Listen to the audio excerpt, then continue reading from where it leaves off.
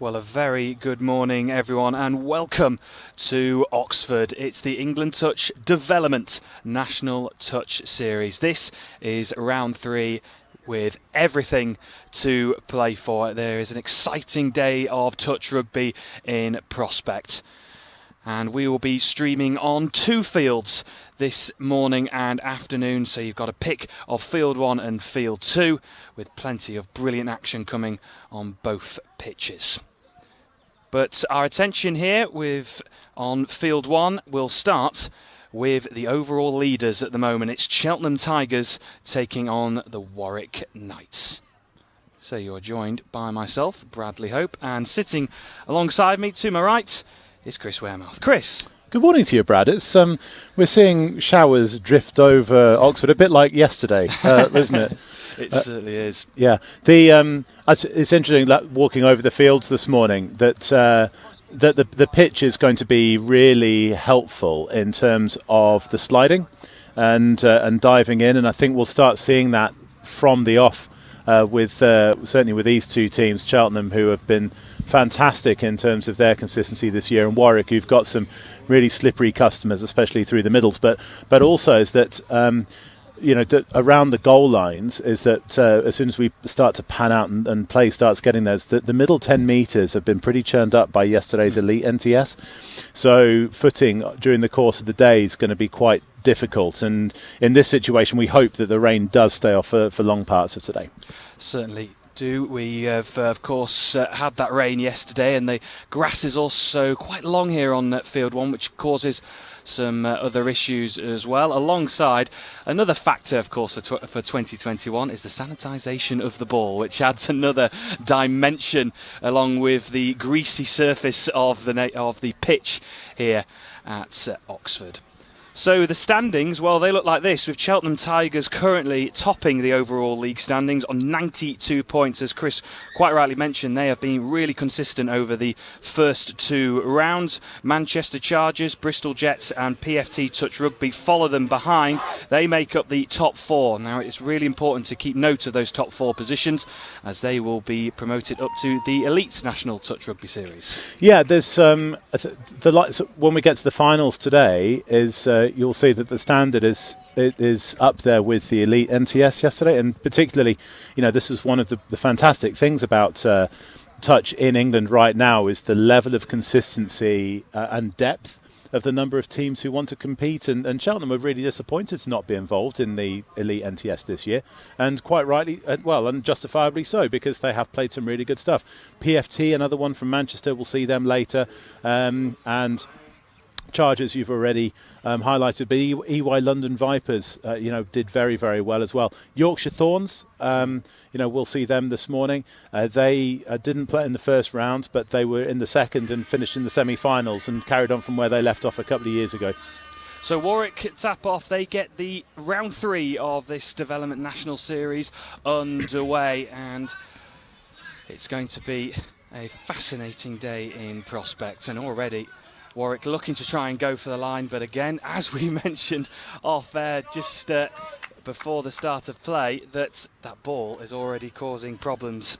Yeah, I think what you need to be doing from both teams now is that I think what we see a little bit all too often, and I think maybe it's because of players coming from a rugby union background where there's just this obsession with spin passing, is for people to spin pass shorter passes, and actually what you could do with is take a leaf out of Rugby League's book and to float a pass where there's no spin on it, which just makes it easier to catch. Evans is there going for the line, and is it going to be the first score of the day? It certainly is. What a start that is for the Cheltenham Tigers. So Cheltenham just went from one end to the other, and they started off with Ollie Sills in the middle. He's got international experience with the England with England Mixed Open from the World Cup, and they managed to get onto the front foot really quickly. And then the score itself was really well created, just by a little show of go on the left and the right, and it just made the defence stop and think about what was going to happen, and then the purple sea parted in the middle. So Cheltenham Tigers off to the perfect start this morning, of course, looking to try and cement that position at the top of the overall league standings. Warwick looking to respond, but again, that final pass just slipping through the hands, and already Warwick just with a few handling errors in the opening couple of minutes. Yeah, we saw with Warwick there were a couple of good build-up play there by Brian Mulholland and Tash Rose, who were both playing for Revolution yesterday, and using the experience of having played with them and having trained with them for the elite NTS to really put patterns of play in here. And this is Ollie Sills going through the middle now. Sills looking to go right, but it's just again that final pass that couldn't be claimed in the end. Yeah, Warwick are going to have to be really clinical when they get into that situation, those kind of situations. I mean, what they did well is they came, they pulled the Cheltenham defence one way then the other and created that space on the outside. But this is one of those things. As I said, they're just going to have to finish these things off and put the pedal to the metal. And they've got the youngsters to do that. They do have the pace to do that. Yeah, a real mixture of youth and experience. You'll notice throughout the day in all of these sides, and Warwick looking to try and respond. It's a really good bit of build-up, a good yardage made, and fortunately that is the end of that attack, and it means it's going to be a turnover here for the Cheltenham Tigers, with and looking to start deep inside their own half. Yeah, Ben Edwards finding Sam Weatherall there, the big 57, and Ben Edwards is another one who was with Revolution yesterday. He's one of the coaches. He's the head coach at Warwick, so leading from the front. Marcus Evans in the thick of things again for the Tigers, just laying it off to his left, but it's going to be a restart here for the Tigers inside Warwick Knights territory. Can they double that lead? Of course, they haven't got the momentum from building from the back. And just slowly, casually, just trying to work an angle, work this Warwick defence. Yeah, Warwick have got to be advancing all the way through the 7. And so what Cheltenham are trying to do, and this is one of the things where, again, a new player to touch, a less experienced player to touch, will be wondering why are Cheltenham not attacking? Not why are they just standing there and waiting for the defence to come to them? Well, it's because then once you've made the touch, you've got to go back 7 metres. That's the offside line. So if you are having the touch inside the 7, 2 or 3 metres out from the line, they've only got to go back 2 or 3 metres. So you're restricting the amount of space you've got to work in. So as the attacker, if you make that touch on or about the 7 metre line, the defence has got to then work really hard, and then you've got the advantage, and especially on a surface like this, because you can slide in from metre and a half, 2 metres out to score. Ben Rhodes and Colebrook also in the thick of it there for Warwick, and it's going to be a restart here for Warwick midway inside the Tigers territory, and this is an opportunity here for Warwick, and again you'll notice just that stop-start nature again, just trying to work this Tigers defence, although the Tigers up and at them. Can Warwick work an angle? Can they get back on this and get into the scoreboard? It was a sort of a tentative dive for the line on that one. That was a proper kind of footballer to the corner flag celebration there, except Tash Rice just got touched on the way down. But then Cheltenham just coming offside, and so Warwick are doing the right things. They're attacking the players who are offside, and they're getting a fresh set of 6. Really important now that they stay patient, take the touches, pull the Cheltenham defence to the right. And can they get back level on the scoreboard? 5 minutes gone in this first half. These games will seem to fly by, certainly in the commentary box. And Warwick looking to try and level things up.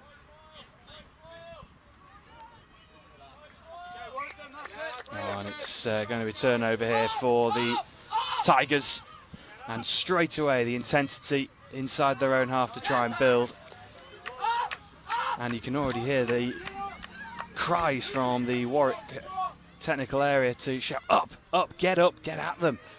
And at the moment there is plenty of space here for the Tigers to try and exploit going through the middle. There is, and Warwick can't let Cheltenham have that kind of space, because as we've seen, they've got that's the 5th touch, and Ollie Sills coming through the middle there. I mean, or is that forward? That's forward. That's been given as a forward pass from there. But what we saw from Cheltenham there is that they just went through the phases. They got some fresh legs on the sub box. They've been able to make this, the 7-10 metres every single phase of play. And then when you got to the 5th and you're 10 metres out, and you've got somebody who's got the ability, like Ollie Sills, to scoop and go through the middle, and that's where that kind of level up experience really comes into play. to be able to make that kind of play. And here goes Brian Mulholland through. So again, he's showing some good, having shaken out yesterday's lactic acid. Yeah, really good turn of pace from Mulholland. He gets it back again. Touched, and that is the 6th. Though turnover for the Tigers here on the near side again, but already straight away into the thick of it again, and that's a bit better pressure this time. Although the Tigers are able to exploit it and get up to halfway, and it's going to be a factor certainly of the day that you'll get those rolling subs on, fresh legs on, keep the momentum. And the Tigers are on a roll at the moment, but only one score to the name in our first match of the morning. I know this is really easy to say from the commentary box, but Warwick's defence is a little bit too passive at the minute. I mean, they've held out on that, and Cheltenham slowed down. But Warwick, especially in Cheltenham's half, have got to really shut down. As we see Cheltenham have just done there. You know, they've sent 2 players up. They're really getting into Warwick's faces. Now's the point where they've become a little bit passive. And Warwick are up to the halfway line on the 3rd touch. And that's a really lovely bit of evasive running from the big man, Sam Wetherall. Certainly was, making up good yardage up into the Tigers' territory. But can they make the most of it? And it's just slightly slowed down here, with the Tigers trying to, of course, keep them back. And a loose ball, turnover for the Tigers, and it's just not quite clicking, is it, for Warwick at the moment? No, they're having their moments, but this is the point now where Warwick need to be shutting it down, and it's just a little bit. And again, it's something that you see a little bit at this level, is that players just don't anticipate that the touch is coming maybe that split second as quick as you do in the elite. And because that's the point where you kind of anticipate the touch is going to be made, start to drop, and then you can bounce back and make that touch. And as we've seen, Cheltenham have given that extra space of now, you know, they had one pulled up for a forward pass a minute or so ago, and then this one's been finished off in the corner. Yeah, Hasila, the number 18 for the Tigers, doubles the advantage for the Cheltenham Tigers. 2 tries to the good over Warwick Knights. And Cheltenham Tigers, well, they would have wanted to get off to a good start. Top of the overall standings. They've been fantastically consistent throughout the first 2 rounds. 48 points and 44 in the opening 2, 92 overall. And they'll be wanting to try and secure the overall title. Although, interestingly today, there is some really hot competition on their tails, certainly in the 3 teams below them. And we'll find out throughout the day whether they can catch them. And just a quick reminder, of course, it is the top 4 that will be promoted to the elite level. And at the moment, Cheltenham Tigers are showing signs that they can perform at that level. Yeah, they can. And what they've done is they've been very, you know, they're not playing a complicated game plan. They're playing these conditions really well. As you talked about, the greasy conditions. We were just watching on a little bit of a delayed feed. You know, the score is that's good shutting down from Sarah Kelly just to force the runner just going back into midfield. Is that what they did with that try is that they just played a quick ball off the floor and then attacked the player who was then running back to the goal line. And this is just what I was saying before about, you know, 7 metres is a really long way. And, you know, and you can, and if you can, excuse me, frog in my throat. If you can attack the person who's retreating at pace, there's very little they can do about it to then shut it down. Warwick have done that on occasion, but what they need to do is they just need to then trust trust their running lines on that to attack that player. They've had a couple of times where they've then got an offside and they've got a fresh set of 6, and, you know, best case scenario you score a try, worst case scenario you get a second set of 6. And that's kind of where they've done that. Cheltenham have been really clinical, and 2 tries to the good. But they've just kind of they've started slowly-ish. But as I say, they're playing the conditions. They're not doing anything too complicated. They're not trying outrageous passes. They're just playing it short, off the floor, and nice and sympathetic. Certainly is a great start for the Cheltenham Tigers this morning. Half-time, they are 2 to the good, thanks to scores from Evans and Hasila for the Cheltenham Tigers. Myself and Chris will be back in a couple of moments' time.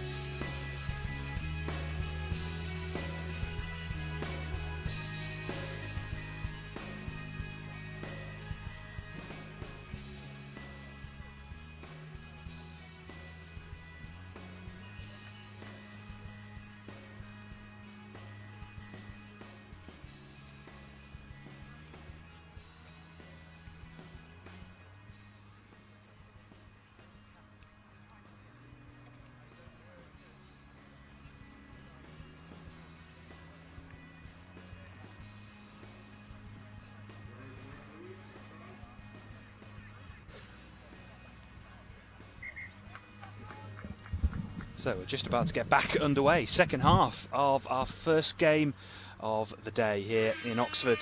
The England Touch Development National Touch Series with Cheltenham Tigers 2 to the good, and of course have the tap off in this second half. And can they try and add to that lead? Marcus Evans was in the thick of it in that first half. He got a score to his name.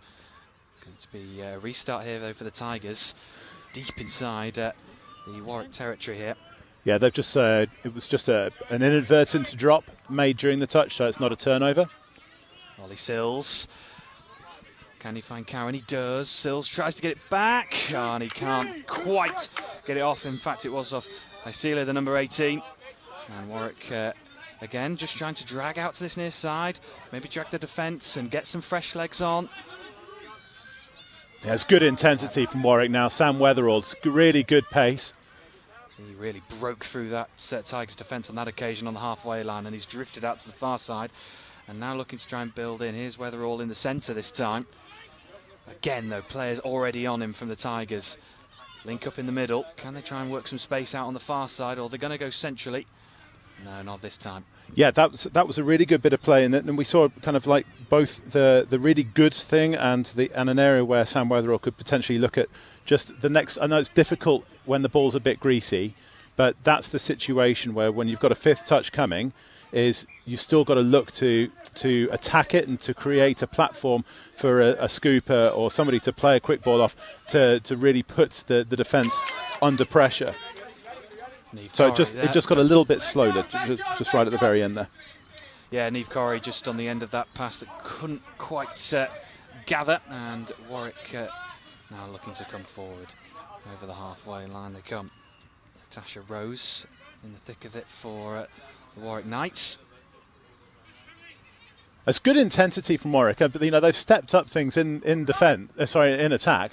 They've stepped things up really, really well, and are starting to ask questions of Cheltenham.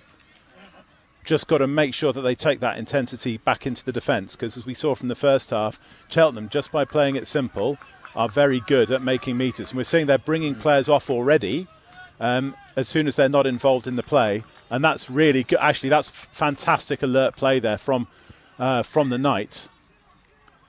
Yeah, already in this second half, you're noticing the intensity not only in the attack but in defence, pushing up high, creating so little space for the Tigers, almost suffocating them inside their own half at times. Yeah, Ben Rose, that's a questionable over the mark there from Cheltenham.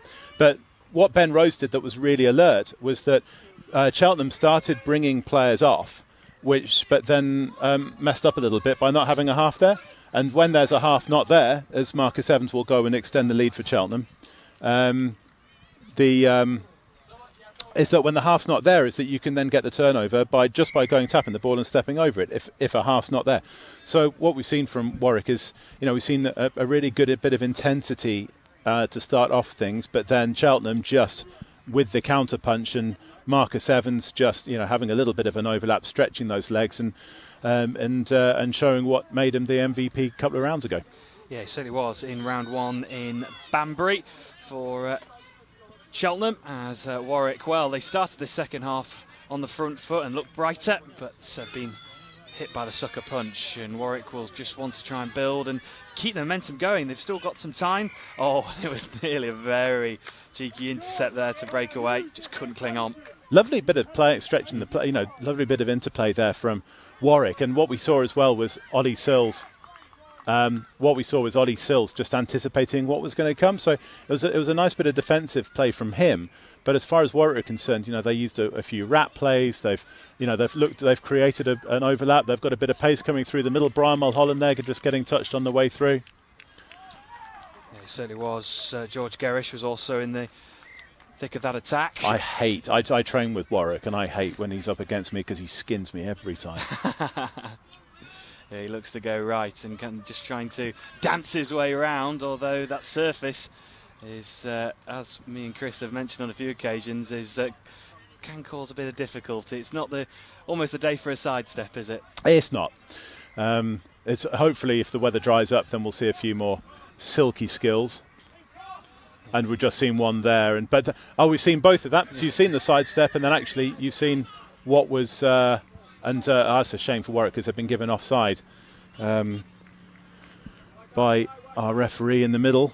3 referees. That's Tim Chandler who's made that call there. Boo, Tim, boo.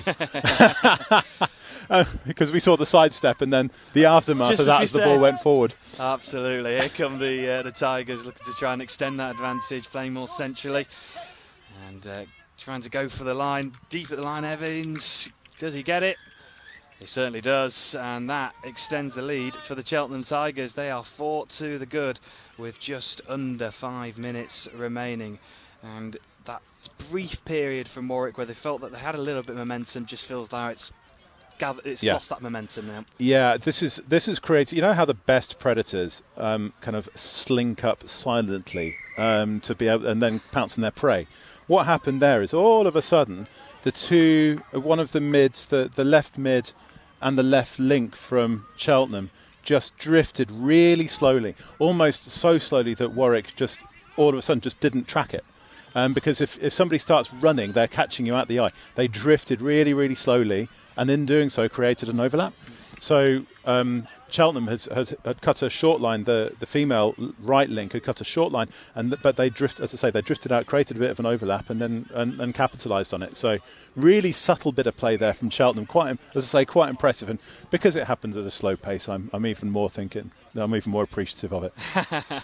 Well, Emily England there for Warwick nearly had an opportunity to register Warwick's first score of the morning, but not on that occasion. And again, it's almost like the fresh cavalry running on gather that momentum. But Warwick, certainly in the second half, defensively have been a bit more active and trying to push back the Tigers inside their own half, although this Cheltenham Tigers team have really exploited every opportunity that they've created. And they fly forward now, looking to go left, out to the corner. It's a well-worked score. And it's just going to be confirmed by our referees. It certainly is. And it was an excellent score. Niamh Corrie this time collects the ball, does well, watches the ball like a hawk. Yeah, that's all created by 6 minutes of really, really hard work from Warwick, because it's just a little bit out of puff.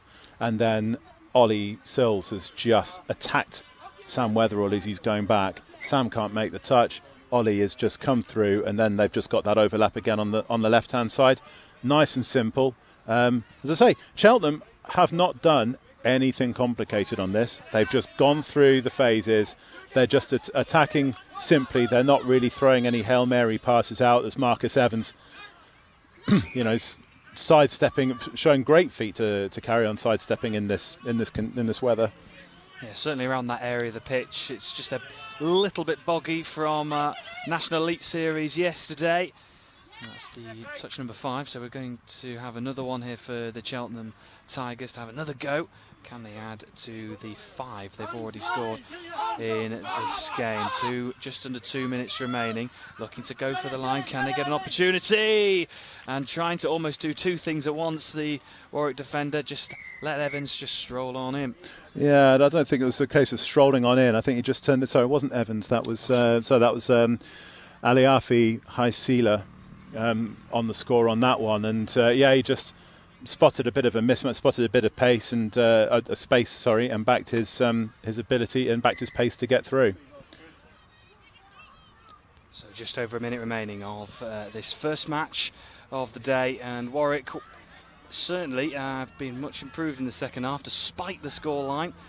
Haven't been able to take their opportunities, and again that's another one that goes begging for the Warwick Knights. Yeah, Cheltenham's defence is just again little bit aggressive, and it's forcing. It's not the wrong play for Warwick to do in that situation, but it's a play that you've got to pull off. You've got to have a really high execution rate.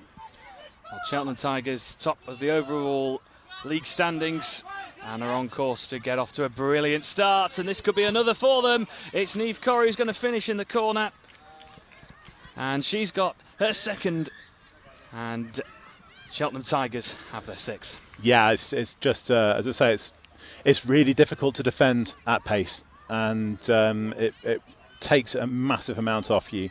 And we just see as Warwick just come in front of us to their sub-box that they are blowing quite a bit. And, and that's just as a result of Cheltenham's just maintaining that ability to as I say, just to run hard, to ask the questions of the defender around the touch who's just made that touch, and they've done very well.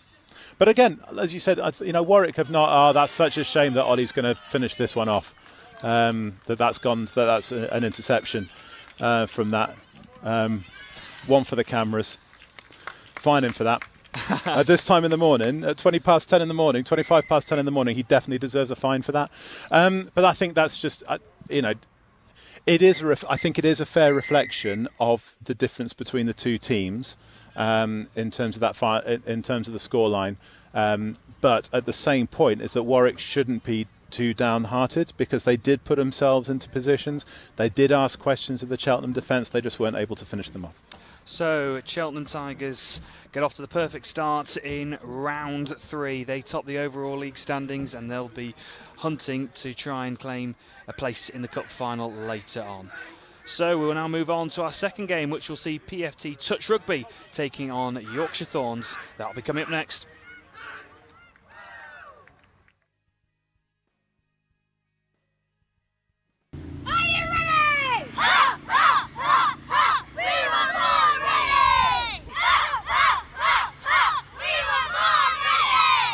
So Alan Reid, our Schools Development Officer, arranged a touch session today with the children from St Joseph's School here in Branksome. We started with about 20 children today between the ages of 7 and 11.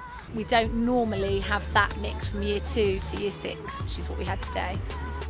Essentially, we explained to them a little bit about the difference between touch and tag rugby that they've been playing. We organised a warm-up, got them working together as a team, did some ball skills with them, and then we progressively took them into kind of a little touch game. I thought the session was really good. I thought it was great for the children. They were all on task, they were all engaged. Everybody had an opportunity to play. They learnt the new rules, and it was a challenge for some of them, but I really liked that, because then they had to really stop, think about what they were doing, why they were doing it, and how they were going to be successful. Once we get them sort of catching and passing, the skills that they've learned from netball or football or any other sports, they're transferable. So they soon pick it up, and they're all playing games in the playground, catching and passing and running, and playing it and things like that. So we sort of build off of those skills and then introduce touch skills as we go along. And generally over about an hour, they pick it up. And we probably end up with a game of touch netball, which is kind of a hybrid, which most of us have all played at some level. And the girls and boys, end up playing that and enjoying it.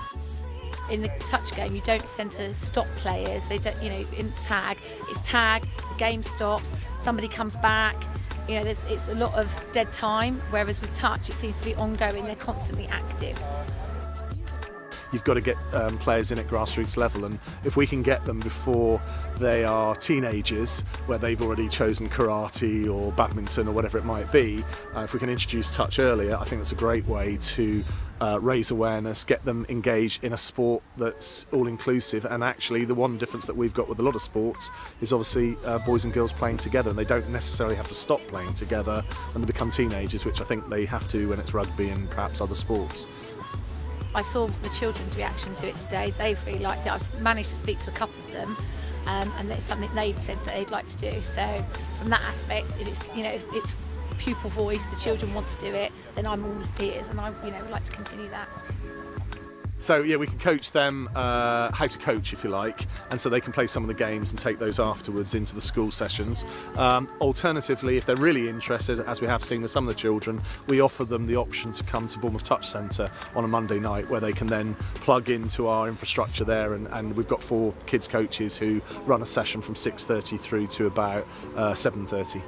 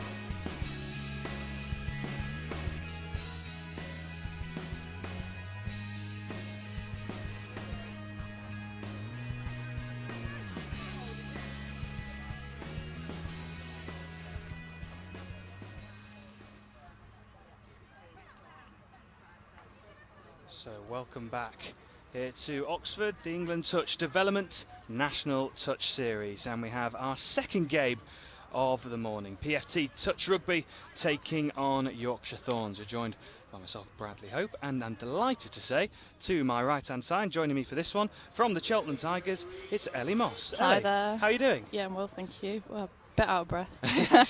Yeah, it was a relentless and really intense opening game for you guys in that first game. Yeah.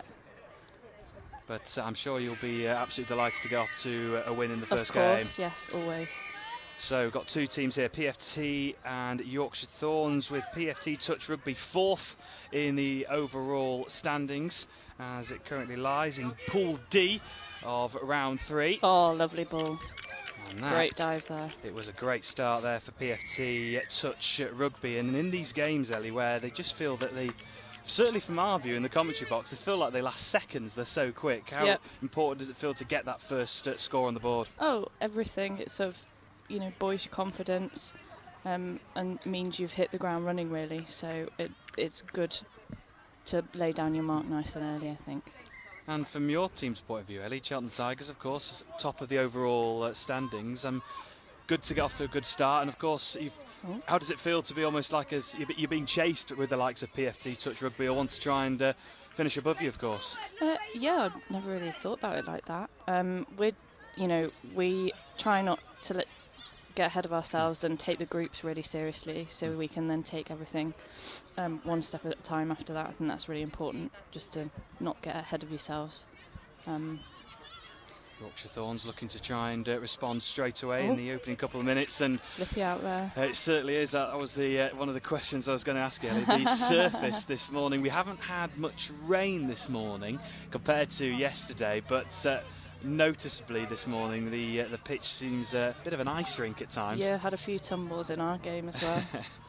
And PFT Touch Rugby, they're good looking mate. to come forward. PFT, if you're unaware, Manchester-based side with players sort of from the Manchester area, and looking to try and break forward and looking to try and double that lead. Really good pace, trying to work his way through. This referee has called it just on the line. It was Hugh Spencer looking to try and work an angle with Peter Bowyer to his left, and it's a turnover here for the Yorkshire Thorns deep inside their own half, and already PFT Touch putting the pressure on straight away, looking to try and prevent as many touches as possible for the Yorkshire Thorns to have deep inside the PFT half. Yeah, interesting there. Especially with slippy, it's not just falling over, it's also making sure you get a clean dump for your half, which is very, very, very important. Underrated. And of course, skill. another aspect, of course, another dimension this year in particular, of course, is the sanitisation of the ball, which is adding another slippery hands, slippery fingers. Absolutely, and as PFT look to come forward once again with Hugh Spencer alongside Peter Bowyer, who's got the number 0 on the back of his shirt.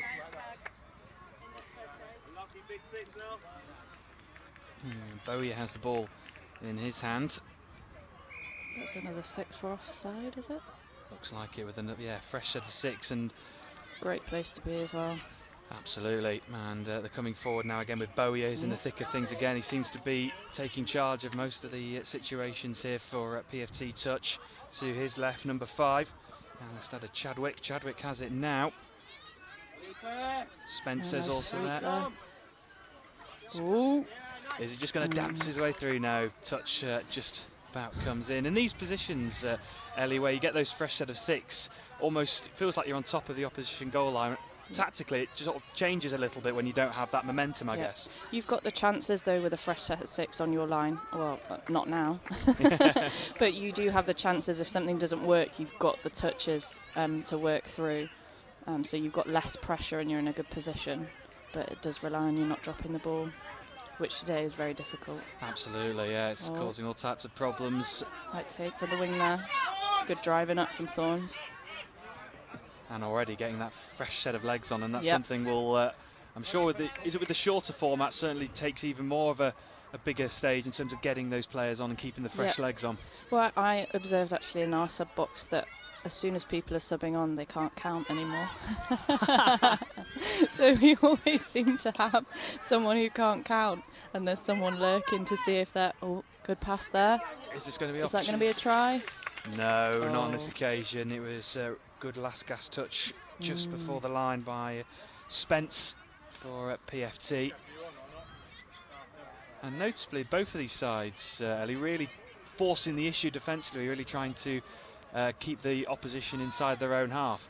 Yep, they're pushing up really, really well, especially as Thorns they're running pistons there, so it gives the other defenders a slight break. But then also, I mean, it doesn't really seem to be affecting PFT from an attacking point of view. No, they really try and gather the momentum, and it was something noticeable in your game, Ellie, the amount of yards your team got every time the ball came, with the opportunity to really press. You took it. Was that something obviously you work on and talk as a team to really press hard and get up the field? I think it's also a combination of playing your moves and your transition on, but also playing heads up. If you see a bit like that, really, if you see that there's a gap and you can make the extra yards for it, and people are playing with their heads up and looking and assessing the situation, it makes all the difference. Well, Yorkshire Thorns looking to try and find a route back into this one at the moment, 1 down, and we're halfway through this first half. The minutes just seem to fly by in these games compared to previous years, where of course we had the 20-minute halves, which felt, as a team, do you just sort of feel, how does it, momentum in terms of attacking the game and going at the games, does it change in terms of those 20 minutes reduced now to 10? Yeah, I think so. That'll be actually quite interesting next weekend when we've got the national series of the representative touch. I'm a bit scared actually, playing 40 minutes. I've not done it for a very long time, but it also means that it's shorter, sharper. You can't mess around. You have to go and set your marker down really early, and I think that's really important. And the quality hasn't gone down either. Certainly in the development series, it's been brilliant. Oh, great hands there from 10. Certainly was. Who's that? Georgia blessed. Yeah, lovely stuff. Yorkshire Thorns still with the opportunity, although it's now lost PFT inside their own half. There's Tom Hall there, who just had it reluctantly hand the ball back over to PFT, and now they look to try and get over to their subs box to bring on the fresh legs. Great driving there from PFT. Yes. Very, very slick. Really making the yards, and up towards the 10-metre coming forward now, the chance to really put the pressure on. Can they find some space on this near side? Good footwork. Although the touch has just come in, and it's half court. It's one of those games, isn't it, touch rugby, compared to a lot of, it's a game of honesty, isn't it, really? Oh yeah, rugby. Definitely. I've had that actually with friends asking me how the refs make the calls and how it's even, and I think it's just about trusting that there will be calls that don't go your way which you're unhappy with, but then also you will get away with things, and it equals itself out really. They still couldn't quite get their head around that, but maybe until you've played you don't necessarily know. Absolutely. Will Coombs there for Yorkshire Thorns, just slipping in his hand, so it means it's back into possession of PFT touch, and again making up good yards, although just fading out to the right, and some really good metres made up over the halfway line, and PFT trying to push back and scramble that Yorkshire Thorns defence. And when you have the momentum as a defending side, Ellie, it just feels that you're almost playing catch up all the time. Good hands as well, but just couldn't get 6 there as well. Up. But yeah, as a defensive side, when you feel like you're scrambling, you feel like you're just playing catch up, don't you, at times? Yeah, and that's such an advantage for the attacking team if you can do that to the defence, make them panic, upset them, upset their structure, and then it's all yours really. Keeping a calm head is very, very important. Angus Lowe here, who's now come off to the subs box, and some new faces come on from the sub box. Over the halfway line they come, just keeping up that momentum. Here is Neil Hennigan. Hennigan coming forward. Tricky footwork, still driving towards the line. Can they create an opening? Hennigan again. His flashy red boots, although he slips over just on the line. And it seems to be at certain areas of the pitch where it's just getting particularly a little bit boggy. Is that something that you noticed out on the pitch? I think it's also the cut grass that hasn't been taken off. Because if that builds up on your boots, that's it. You're then on ice skates, as you said. And that is really, really tricky. Oh, another one. Bit of a slip there. It's all jokes in the end, but PFT with a chance to try and break inside the Yorkshire Thorns half. And it'll be one of the questions that we maybe get asked from certain people who haven't watched touch rugby before, that why they sort of stop and stand and wait for the opportunity and not just run straight away. It's about sort of seizing the moment, I guess, and creating that opportunity. Yeah, I think it's a mixture of the two. You're playing your head with your head up, knowing what's going on, but also looking, taking a bit of time to assess what the defence are doing and what your strengths are as an attacking set. Yeah, it's very dependent on who you play with, how often you play with them as well, and how confident you feel with, you know, for example, long balls, things like that. That's underutilised in the mixed game, unfortunately. But that is also, you've got 6 players on the pitch. You need to know who's there. Absolutely. So it's at the break. It is at the moment PFT leading by 1 try to 0, and PFT are still in a tight contest here with Yorkshire Thorns. Myself and Nelly will be back after a short break.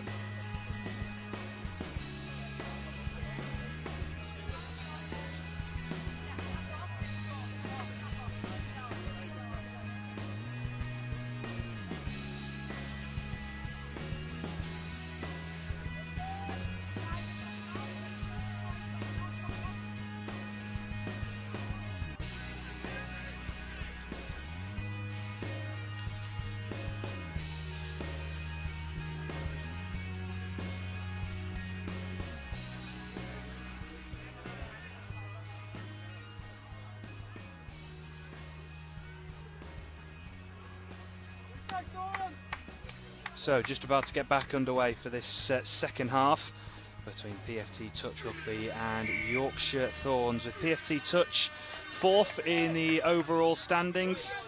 They'll be wanting to put the pressure on Cheltenham Tigers, Manchester Chargers and Bristol Jets, but it's Yorkshire Thorns at the moment who are going to be asking the questions and trying to register their first score of the morning. 10-minute halves reminder, so these minutes do seem to tick by really quickly. And can the Thorns get back to parity? But at the moment being stifled here by the PFT Touch, but maybe an opportunity to try and find an opening, trying to dance his way through. Never. It'd be very frustrating for Thorns that they haven't been able to score yet. Apart from the one by PFT right at the start, it has been quite an even game. So they'll be looking to shut everything down. Well, they'll be happy with that.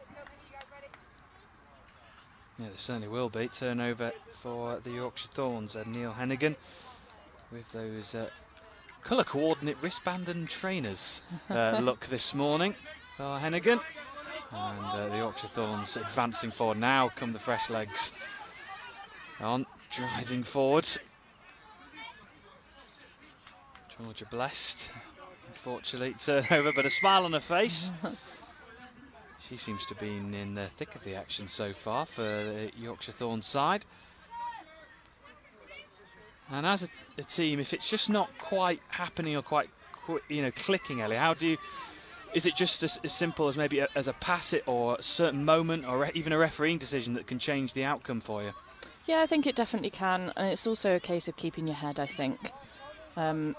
Obviously, people who play sport are competitive people. That's unlucky there. People who play sport are competitive, but making sure you keep your head and you just play what's in front of you and you don't get too wound up and carried away is very important. No, absolutely, and especially as these are the first games of the morning, plenty of touch rugby to come. Yeah, exactly. And on the halfway line, coming forward, here is that man Hennigan, just lays the ball off, almost like a basketball pop pass. And Nice Hennigan there. gets it again. Yeah, working this nicely, Yorkshire Thorns.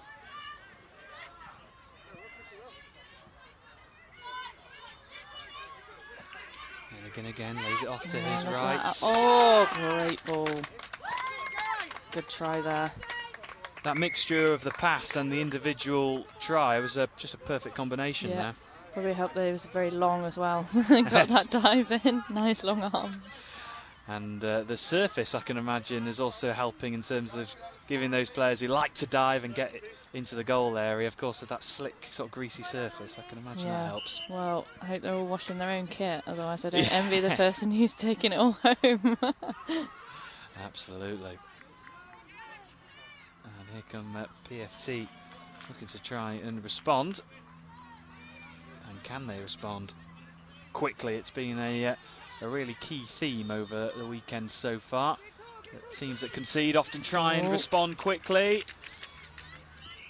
Yeah, that was a good try. And they have done just that. And as a player, Ellie, is that one of the things you talk when your team does concede? Is it just right? Let's respond. Let's get up the other end and react. Yeah, it can be frustrating as well, especially with the sub situation. If you're not on next and you're really want to set your marker down and score, it is, and that is one of the most exciting things about touch. It is tit for tat.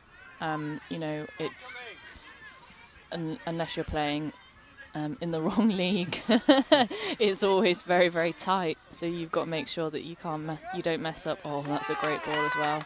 Was that touch made It there? was. Excellent. It certainly was. Great by the winger there. Louise Spence, yeah, good awareness coming into the centre to central role to try and get that touch in. And it's always those touches that, Another one made there. as an attacking side, when you feel that you've just got the run and you just feel that small glance on it, it must be so frustrating.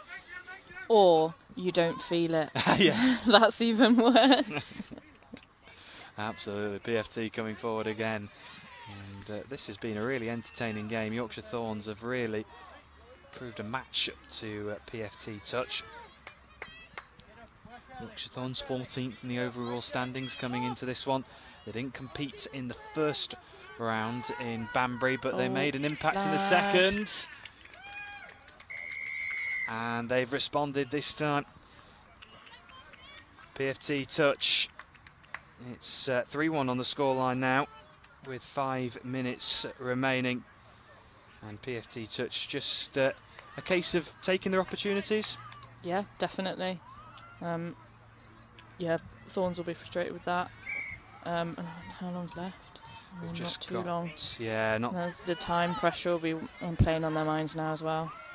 As a player, how much are you aware of the time ticking down, or is it almost just you're so focused in Always game? feels very, very long. Yes. We had referee Mel Day of of course, will be competing today, and she said that in the chance here potentially touch in the commentary box. The game's will last 2 minutes. As a player, they last 40 minutes. As a referee, last an hour. And on this occasion, Yorkshire Thorns can't reply, and you just feel that they need to start taking these opportunities. And this is when the minutes sort of tick down to full time. Is it just a case of, and you got that lead? Does it feel almost as just a case of game management, really? Yeah, I think so. Obviously, you want to score again, especially in the pool stages. But yeah, tricky really. Not really a case of stuff it up your jumper like you can in rugby union. But great hands again there. Georgia blessed again in the thick of it. Hannigan up to the halfway line, just shimmying his way through. Over the halfway line now for the Thorns. It's a case of now or never, really, if they can try and salvage anything from this game. Yeah, great touch there again. Jonathan Clark making the yards. Clark's in the middle there with Will Coombs. Coombs and Clark linking up. Can he keep hold of it? Oh, that's unlucky. So close yet so far for the Yorkshire Thorns, but they're going to have another go.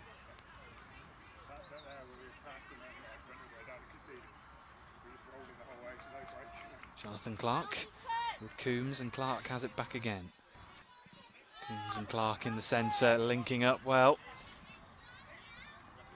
They're just inviting that pressure to then obviously create a bit more space.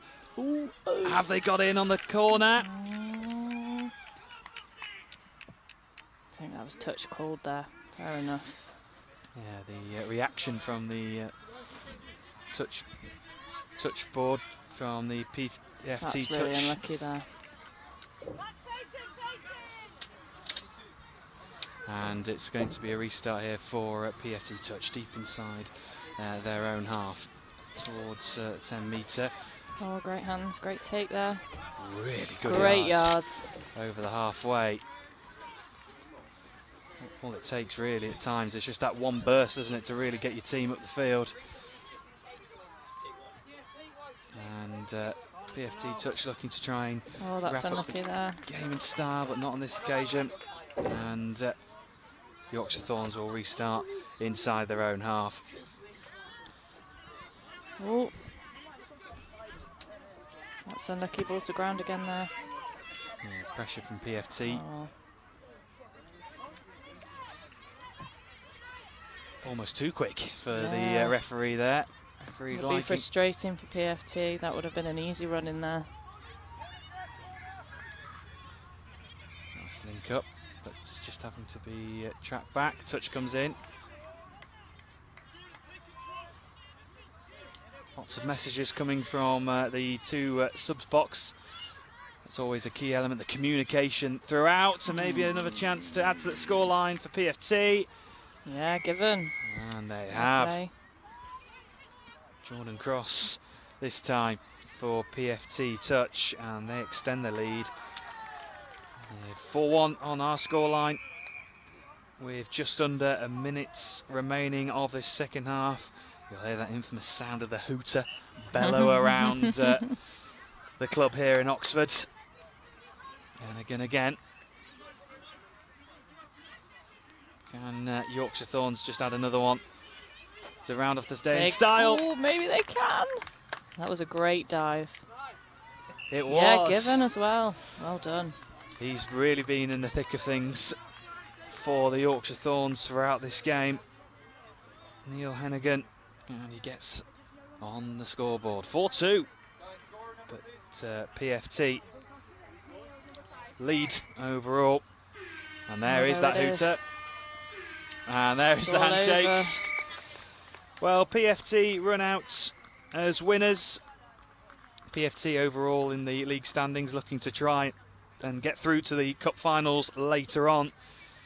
And overall, a pretty solid performance there from PFT. Yeah, solid. No problems. They'll be happy with that. Thorns will be frustrated. They started well, but they just couldn't keep up with PFT in the end, I think. Well, Ellie, thank you very much for Thanks for joining having me. us in the commentary box. And we'll move on to our third game of the day, which will be Oxford Touch taking on Peterborough. And that'll be coming up next.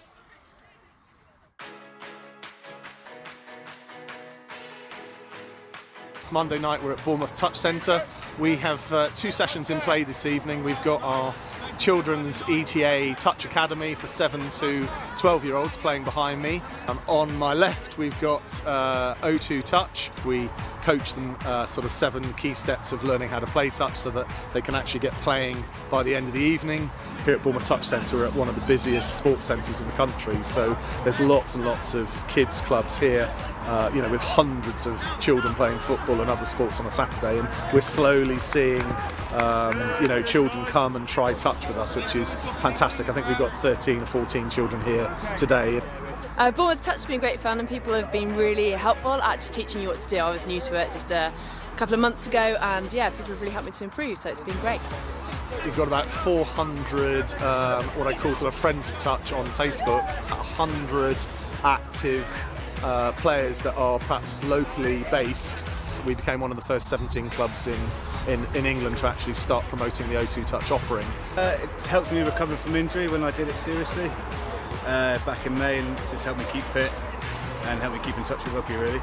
A really fabulous, friendly place. There's always huge amounts of people who come down of all ages, and we have a fabulous evening whatever the weather. There's obviously always going to be a competitive element to sport, and there's going to be people that want to develop not only their playing but their refereeing skills and coaching skills, and we laid that on for a good group of people. And there was a hardcore, maybe of about 15, 16 of us that did the coaching courses, the refereeing courses with the ETA and Benny Powell and various others.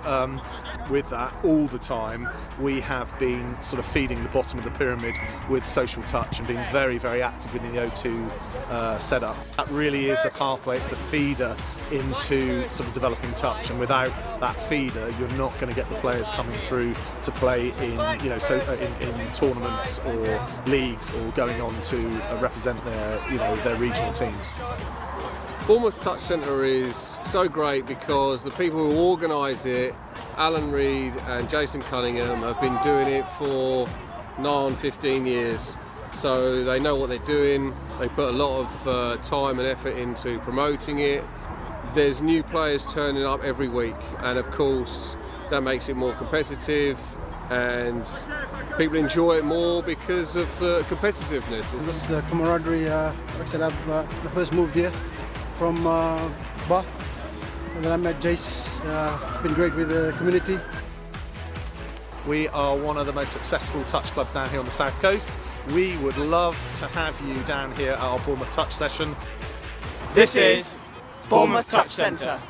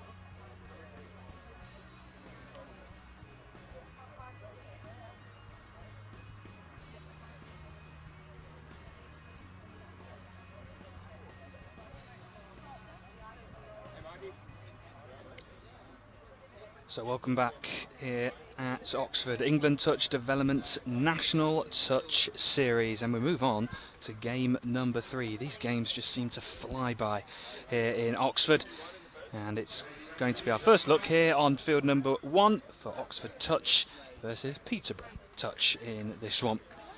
And I'm delighted to say, joining with me in the commentary box, we have Pete Bowyer from PFT. Pete, got the victory over Yorkshire Thorns, over saying to me off air that you're good friends with Yorkshire Thorn, and got the result though.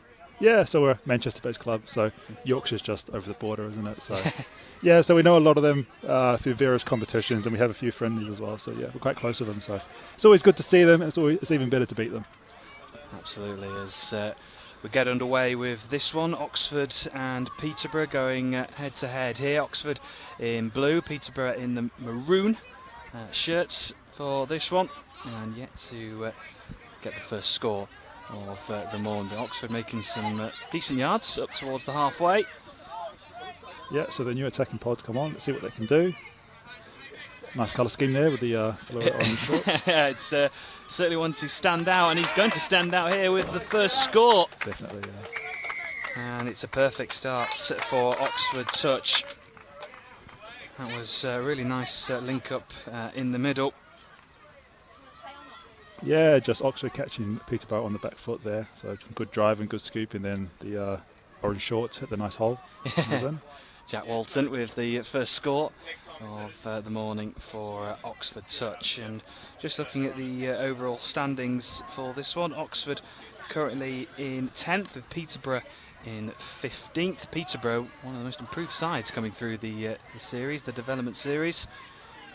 And they'll be wanting to try and continue that improvement today, although it was just a loose grounding there, so it means turnover for Oxford.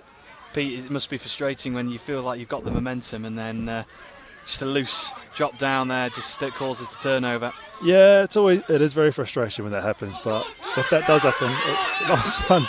Well, that is a remarkable run from Very nice. Oxford Touch.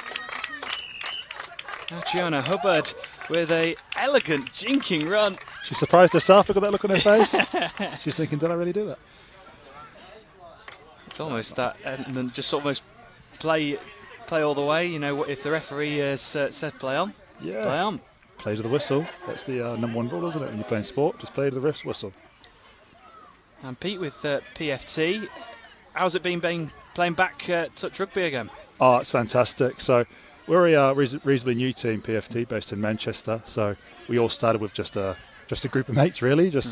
We were still training every now and then when we could, and then we just thought, what the heck? Let's just create our own team, which is what we've done. So I've loved every tournament so far. So and we're doing really well. So that's the main thing. Yeah, they're doing well in at the moment. Before coming into the weekend in the top 4, which would mean that would get promotion up to the National Elite Series, which of course came to a conclusion yesterday with Wigan winning the overall comp.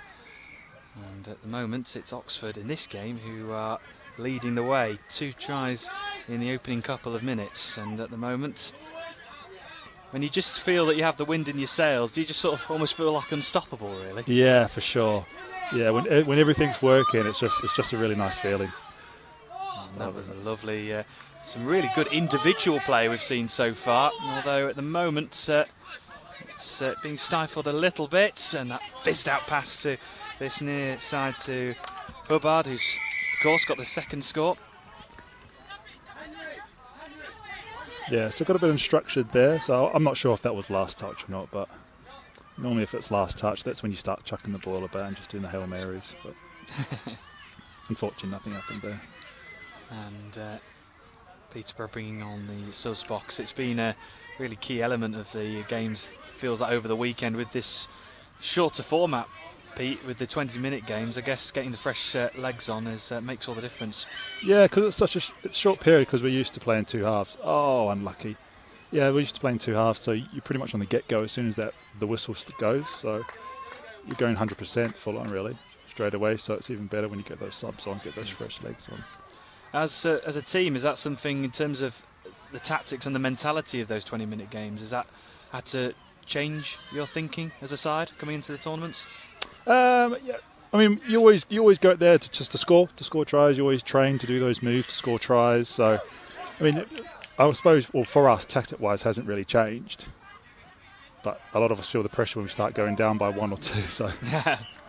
And as PFT, of course, you mentioned earlier that you just sort of almost formed as a group of mates. So I guess the chemistry is pretty high, I guess, with definitely, yeah. the team. Yeah, so, I mean, it's just that social side is brilliant. So we're always meeting up outside the sport. We're always meeting up outside of, like, trainings and whatnot. So it's just, like you said, the chemistry, the natural friendship as well that we've got. So, friends. So, yeah, so that's why we work, yeah. And at the moment, Oxford are in control of this one. Third game of the day here on pitch number 1. Just over 5 minutes gone of this first half. Peterborough need to find a score, and again looking to go wide to the wingers. And that was something that yesterday, with the conditions, it made it harder to create those opportunities out on the wing, I guess, with those long passes, with the slippery ball, of course. Yeah, for sure. So throwing that long ball and catching those long balls, I would say, is a pretty advanced skill. So when it's slippery, you got to just focus on the basic skills. Just catching the ball, dumping the ball, and throwing those short passes before. So focus on those before you start trying out those advanced skills. And coming forward now, Oxford, really good yards. And looking out to Hubbard again, looks to try and go inside. Oh, good save, good hands. Good, yeah. And just at the moment, those each individual piece of play at the moment just feels Oxford are making the more yards. Looks like it, yeah. So, I mean, Peterborough, they're still getting up to the score line, but they seem to have about 1 or 2 touches left, where Oxford, they seem to have a range of touches when they get to the score line. But, here we go. Could be an opportunity here coming into the corner. Has the touch just come in? It has. Nice touch, yeah. Really good work on the wing. I love a diving finish, but unfortunately there wasn't one there. Diving touch this time, but at the moment Peterborough have another opportunity to go through. No, not this time. Dan Short lays the ball off. Wilson's also in the mix of things, and Peterborough, they do get their first score. Yeah, lovely score there. A nice dive as well, getting low, getting below that touching player. It was Wilson who got the score there for Peterborough, and they've just reduced the deficit. So 2-1 on the scoreline for Oxford, but of course they'll get the tap off and they'll get to restart. Yeah, so we'll see what Oxford, or the tap off move, we'll see what they've got. Because I don't think they've really had a chance to tap off. Just slowing things down slightly, maybe inviting that pressure. Good link-up play, quick 1-2, looking out to the wing, and just can't take it at the very last. Here's Kate Thorpe on this near side. Couldn't quite gather that final pass tight to the wing. And at the moment, Peterborough will look to try and build from deep, although as a team that must be incredibly frustrating, Pete. Yeah, that is not where you want to lose the ball. You don't want to give your opposition 6 touches to try and score when they're only 7 metres out. Puts so much pressure on you. It certainly does. Some Dogar in the middle there. He takes it back, looks to try and push forward, looking to try and arc his run out to this near side. Oh, unlucky. And just that turn of pace is just causing a bit of problem here for Peterborough. Yeah, I know. I think Peterborough need to start shutting down the pace that Oxford got at the moment. They need to, because they seem to be relying on the balls being dropped or lack of passes there. So eventually those passes are going to stick, and then the score is going to start racking up. And Peterborough looking to try and level the scoreline. Good yards again this time. Pass out to the right. Has the touch come in? It has this time. Although still just jinking, jiving, trying to find a space. That must have been last 6 touch, I think. Yeah, turnover just on the goal line, and they'll get the opportunity now, Oxford, to build up an attack deep inside their own half. Quick hands, looking to try and force their way up. Can they make some yards out on this swing, Oxford? They have done on most occasions. Now come the cavalry from the box. Bit of miscommunication there, but still they come forward. But Peterborough just seem to be pushing up high. Oh, again, good yards. Very And they've good, got the yeah. momentum of scrambling the defence here. And as the acting half needs to find a teammate, can he find a teammate? Surely. Oh, yes, gathered. lovely. And it's Hubbard again on this near side. And Well happy. the smile on her Yeah. face, beaming across her face. Yeah. And that's 2 tries. I think it's that this pod that's on at the moment, they seem to be very good at driving. All they do is just, there's no fancy moves, they're just trucking it up to get the Peterborough on the back foot. Because I think that's how they scored their last one as well, just through a simple scoop and passing the ball. And there goes the hooter. And in comes the touch. And there is half-time between Oxford and Peterborough. And at the moment, Oxford look mighty impressive for their 3-1 lead. Although Peterborough still have a slight chance in this second half. But at the moment, it's Oxford who lead 3-1 at the break.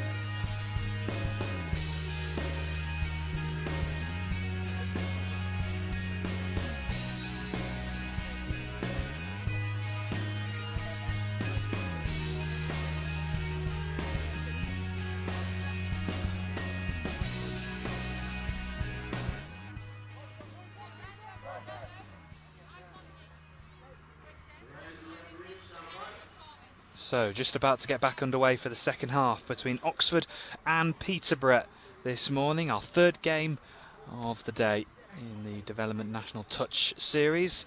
Delighted to say, joined by Pete Bowyer from PFT Touch. And it's going to be Oxford who tap off in this second half with that 3-1 lead as the rain just starts to trickle down here in Oxford. And it's been a big talking point of the weekend, the rain. And Pete, it just adds another sort of dimension to the game, I guess, the elements. Yeah, a negative dimension, really. No one wants to play in the rain. But it'll be interesting to see if these two teams change the tactics in regards to suit the weather, like that, like diving further out just so you can slip in. We'll see if they'll try and still force those long balls. Yeah, the surface here, certainly on field one, it's still quite slick, and is it a little bit boggy in patches as well? Yeah, so very nice. Yeah, so when we played game against Yorkshire, I slipped over, so I mean, it's still slippery out there, and it wasn't raining at the time. So. And Oxford have increased that lead. It's 4-1 now on the scoreboard, and Oxford in complete control as it stands, 10th in the overall standings on 50 points coming into the weekend. They'll be looking to try and reach either the cup or the plate finals, maybe. They reached the plate final in round one. They were beaten by Banbury in the first round. And it's a take on the line. Those are the moments where do you just have a split second where you feel like you can run the length of the pitch at that time? I always go for the touch. Yeah. Save the energy. Yeah. Up to halfway, and Oxford now bring on some fresh faces, and they've worked it nicely. A bit of space maybe to run into and get that yards. The arcing run to the left, driving forward, really good turn of speed, breaking forward. Is he going to finish off? That's great. Yeah, he certainly does. It's Henry Scott who almost applied the nitrous and the afterburners on that one, and Oxford now in a commanding position, and that turn of speed, it's such an asset, isn't it, in touch rugby to have? Yeah, for sure. They're also playing their eyes up as well, so they're looking for the spaces and all. They're not just sticking to their moves. Maybe because they're a few scores up, they've got that confidence to start looking up and seeing what's happening, as opposed to just going to sit move by sit move. Ben Woodcock, number 88, he's also supported by Tim Webb. Webb gets it back again, looking to arc his run, fakes it, goes for the corner. Has he got that? Lucky. That is unlucky, and it was. Going in for the corner was Tim Webb. It was that arcing run towards the corner. Yeah, he did everything right except for the important thing. So far, so close yet so far, should Yeah, say. yeah. Coming up to the halfway. Oh, and another really good bursting run. They've provided and produced a few of those, Oxford, throughout the game. We saw Hubbard in the first half. Almost couldn't believe that she managed to weave her way through, but she did really well to finish. Yeah, she did, yeah. So, I mean, they seem to have threats all over the place, Oxford. A lot of them are good, fast runners, which is exactly what you need. They certainly are. And Oxford looking to try and increase the scoreline. Needs support. Can he find the support? No. He does find the support, but the touch comes in the nick of time. In those positions, Pete, when you're at the acting half and you just need to find someone, is it just... It's all about composure, I guess, when you get into those positions. Yeah, it is. So I'm getting distracted here, though. Yeah, it was about composure. So, yeah, you're just running through, and then you're just kind of hoping that your teammates are helping you by working off the ball, trying to get in space for you, as opposed to relying on you trying to find them. Turn over here, and this time it's for Oxford. Hubbard will restart on the halfway line. And the Oxford touch flying forward, trying to create some space. And you might be able to pick up on our microphone some communication here in the technical area for Oxford. The communication side of the game is so important. And have Oxford increased that score? They have. Yeah, that's another important thing about the game as well. Just talking to everyone, so everyone knows what their role is, what their job is. And you can tell Oxford are doing that really well by the scoreline. And they seem to be scoring for fun now. Yeah, Andrew Hammond gets on the score sheet.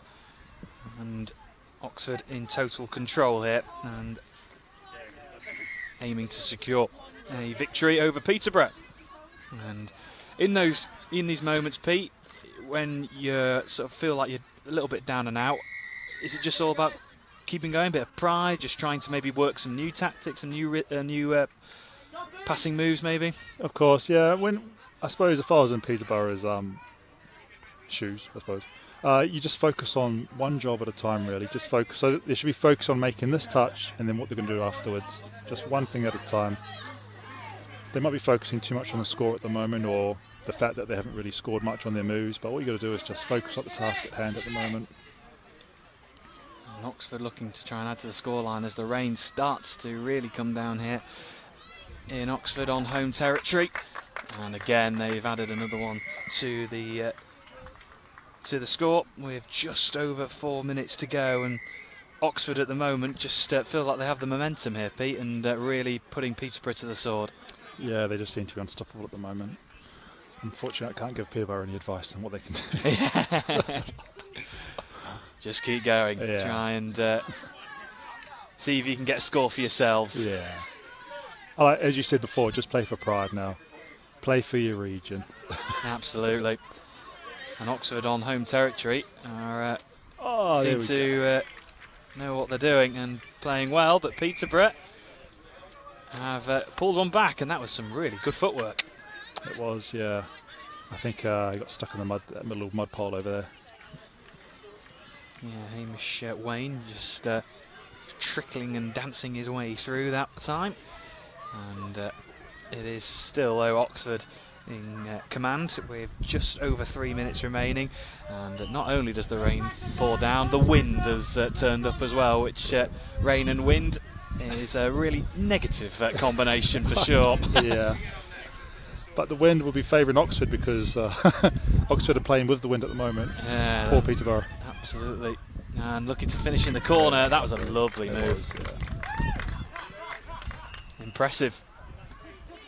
Considering the elements, you'll be delighted to know that myself and Pete are tucked away in our little commentary box, so we're keeping nice and dry at the moment. Yeah, I might commentate all day now. Until the rain stops. You're more than welcome, more than welcome, as Peterborough will tap off here again. 7-2 on the scoreline with just over 2 minutes remaining of this second half, and Oxford on course for a victory. Yeah, the conditions play in their hand right there. Just a slippery ball. You can't really help stuff like that.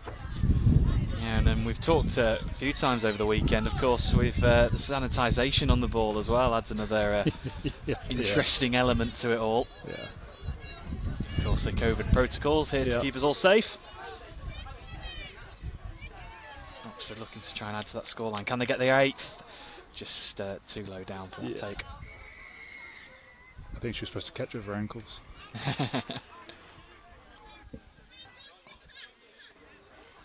So a reminder, this is the pool stage of the competition, and we will have, of course, the knockout games coming for you and the placing games this afternoon. I'm sure your team, Pete, will be looking to try and aim to get into the cup side of the finals this afternoon. Yeah, so as you said before, top 4 go through to elite, so that was a goal of ours. We didn't expect it to come so quickly. but we're just going to go for it anyway, and hopefully we make the top 4 and go further.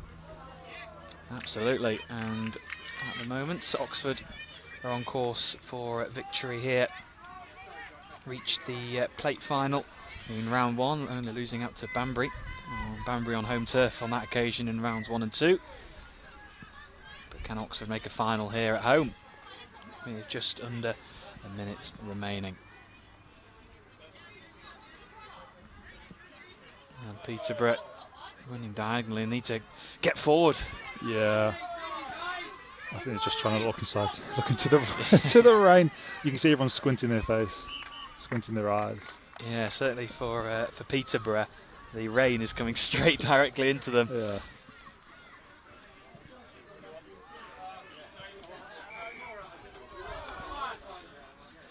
So Oxford inside their own half, diagonal run up towards halfway, blocked out. Yeah, Oxford's new attacking pod are on now, so we'll see what they got. I think they got it. Oh, there we go. Oh, unlucky. That was unlucky. Kate Thorpe just jinked her way through. Yeah. That's their second lovely run of the game, isn't it? Certainly is. Yeah, we've seen a couple of really nice runs. There is the hooter, and there is full time between Oxford and Peterborough, and it is Oxford who run out 7-2 winners in this one. Well, we'll move on to our next game, which will be our 4th of the morning. Galaxy Touch London taking on Horsham Tigers. That'll be coming up next. But Pete, thank you very much for joining me in the commentary box, and good luck for the rest of the day. My pleasure, mate. Thank you very much for having me.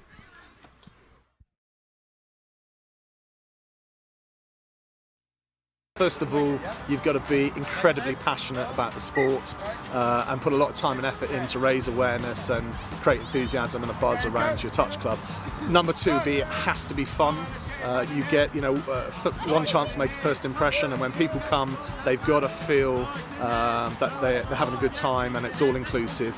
And the third thing now, I would say, is you've always got to be promoting, and you've definitely got to look at social media. We are exploring Facebook ads, and we're promoting like mad all the time. Get as many people involved as possible, give them the opportunity to play, and give them the opportunity to enjoy it. We started out and it was just all about having fun to begin with, And once been playing for a year or so, that's when we really decided to take things on to the next level. I think it's just having patience. It's not going to come overnight.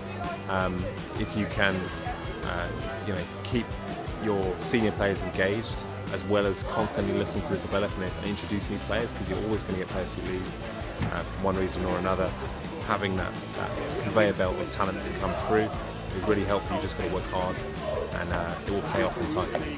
From a point of view of growing the sport, bringing as many children down with their parents and getting an all-inclusive, fun environment that anybody can have a go in, and focus on that, of building the baseline of as many players as you can. Don't worry about trying to go through the ranks and put the best team out there. I think build from the base upwards. So I'd say to keep your competitive side and your social side. Don't go too much down one avenue of having solely one or solely the other.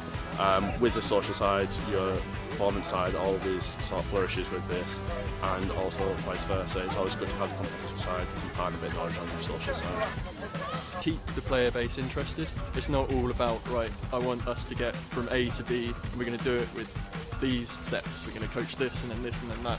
Keep it a bit fluid. Like, you don't always have to start off with loads and loads of drills to get people into playing touch. I mean, you can just play rugby, netball, something simple. Just get people used to handling a rugby ball. Not everybody has come into this sport playing lots of rugby. They may not have the same hand-eye coordination that others have. Just get everyone onto a level with some more casual games.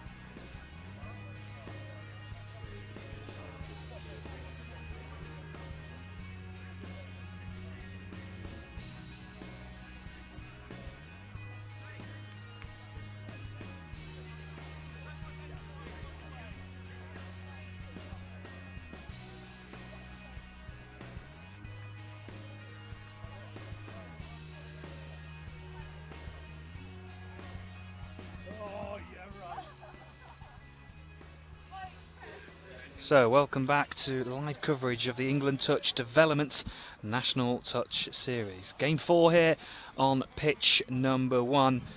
These games just seem to come quick and fast, especially these 20-minute games. And our next feast of touch rugby, we'll see Galaxy Touch London taking on Horsham Tigers. And I'm delighted to say, joining me in the commentary box, which is shielded from the rain, thankfully, is Chris Wimpenny from Oxford. Chris, firstly, welcome to the commentary box, and delighted with yesterday?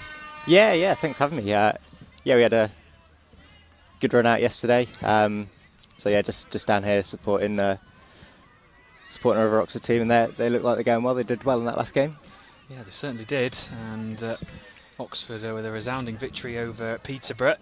And at the moment, it's Galaxy to try and get on the front foot here in the opening minute.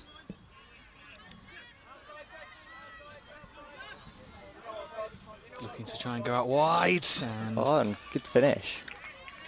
Well, that was very nonchalant on the line, and with these conditions as well, with those passes, I guess it makes it quite difficult to take. Yeah, definitely. Ends up being a bit of a leveler some of the weather. Some teams like to throw it around a little bit more, and kind of usually isn't much of an option when it's this rainy. But yeah, it's a good long ball there.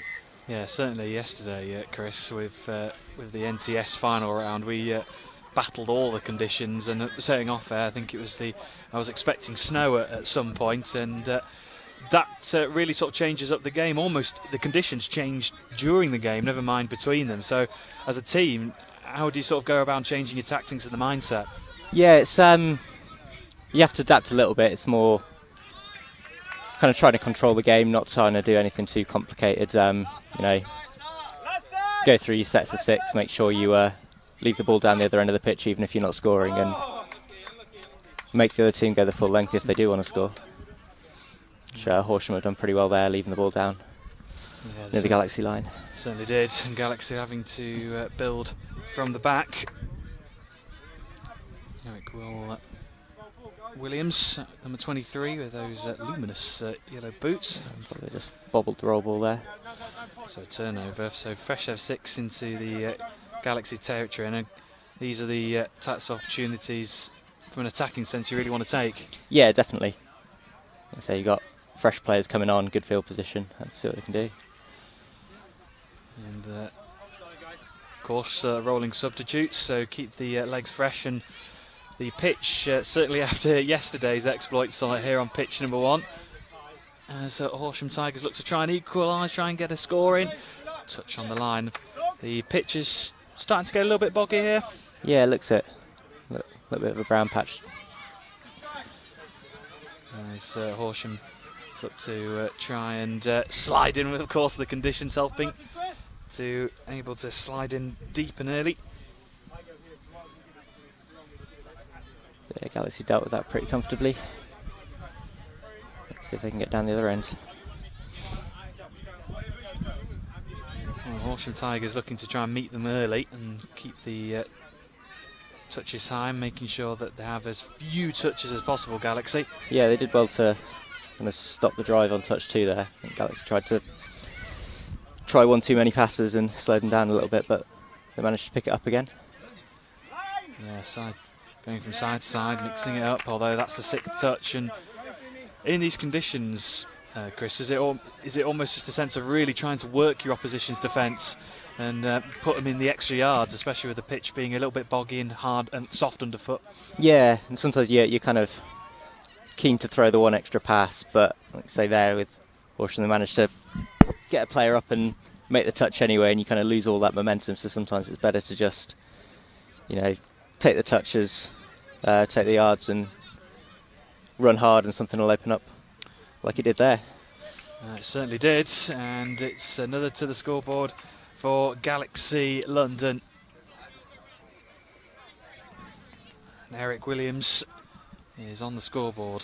Those boots just giving him an extra bit of power, bit of acceleration, those flashy boots on, as Horsham Tigers find themselves 2 down inside the opening 4 minutes. And with these games, Chris, obviously being only 10 minutes a half, as a player, did he sort of, over the rounds, did he notice the game seemed to fly by as a player?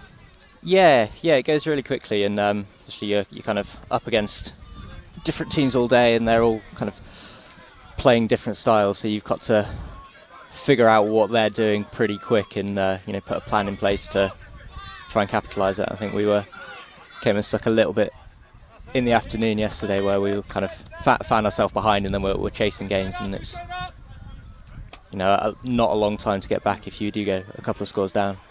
As a player, are you aware of the clock and the time going down, or is it almost just reacting to the hooter as the half-time and full-times come? Yeah, it's more you just get caught up in it. Zoned in, I guess, trying to take on some water when you're off the pitch, and I think how many times I've got left to run. But sometimes it helps if you've got kind of a coach in the box, keeping an eye on the time, and especially if you're up, you might want to manage the time a little bit more, kind of slow it down, go through your sets, not make too many mistakes, whereas if you're behind, you really then have to start chasing it. Ooh. And that was nearly a third for Galaxy London as the rain continues to trickle down here in Oxford. It's making the conditions tough. Yeah, I think that would have been a score on a dry day. Yeah, absolutely.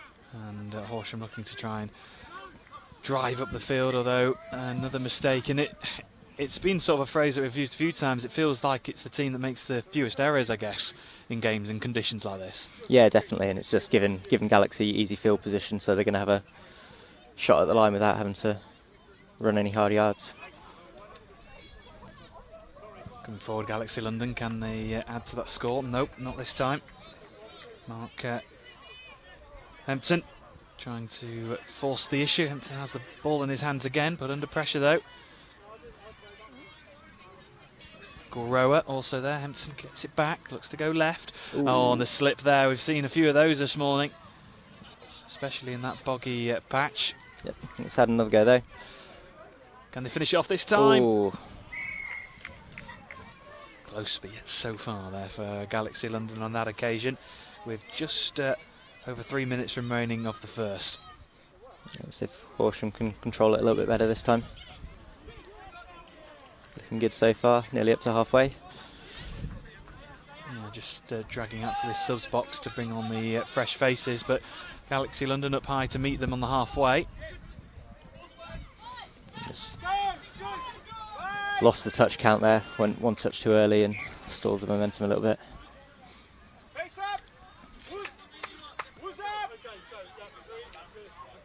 So Galaxy London again will restart inside their own half. Galaxy London 5th in the overall standings, and we'll be looking to try and push forward as the top 4, reminding the overall league standings, will be promoted up to the national elite level. And Chris, yourself, you've had a sort of a mixture in both camps over the last couple of weeks. Yeah, I've played a couple of comps in either one, and yeah, let's say the kind of the difference between the two isn't that great really. Like the top end of the DTS teams really mix it in the NTS for sure. As Galaxy add another to the score with just under 2 minutes remaining. 3 tries for Galaxy Touch London, and yeah, it's been certainly one of those development touch series that's had a lot of quality, certainly. Yeah, definitely. If you compare the highlight reels from the first 2 rounds, you wouldn't be able to tell which was which, really. Coming forward here is the Horsham Tigers. They've made up a few good lines, good yards. Yeah. Can they create something here on this near side? Good take. Oh, the touch is quick off the mark. Matthew Atkinson there making the touch. They've got 1 touch to go. Let's see what they set up here. For a 32 short. Going to have a dive. That's a good touch. Yeah, and that ends that attacking phase with a minute to go. And at the moment, a try just before the break could be crucial. There's always a lot of talk that tries just before the whistle can make a massive difference in terms of a team talk. For yeah, definitely. Definitely, you always want to have some kind of positives to talk about at half time. I'm going to say it's short games, the kind of swing of momentum can really help you out. Ooh, just dropped that ball at the line. He did, yeah. Nice, the slippery ball making it tough. Oh, and Horsham Tigers slow from half there. Yeah, that's a bit of a lack of communication maybe on that part, but Galaxy London have got themselves out of trouble. Yeah, they've done well to get some momentum back into the drive. Ooh, Williams shaking a big tumble, landing on his back. He's on the subs box though. He looks that far side, and there goes that hooter.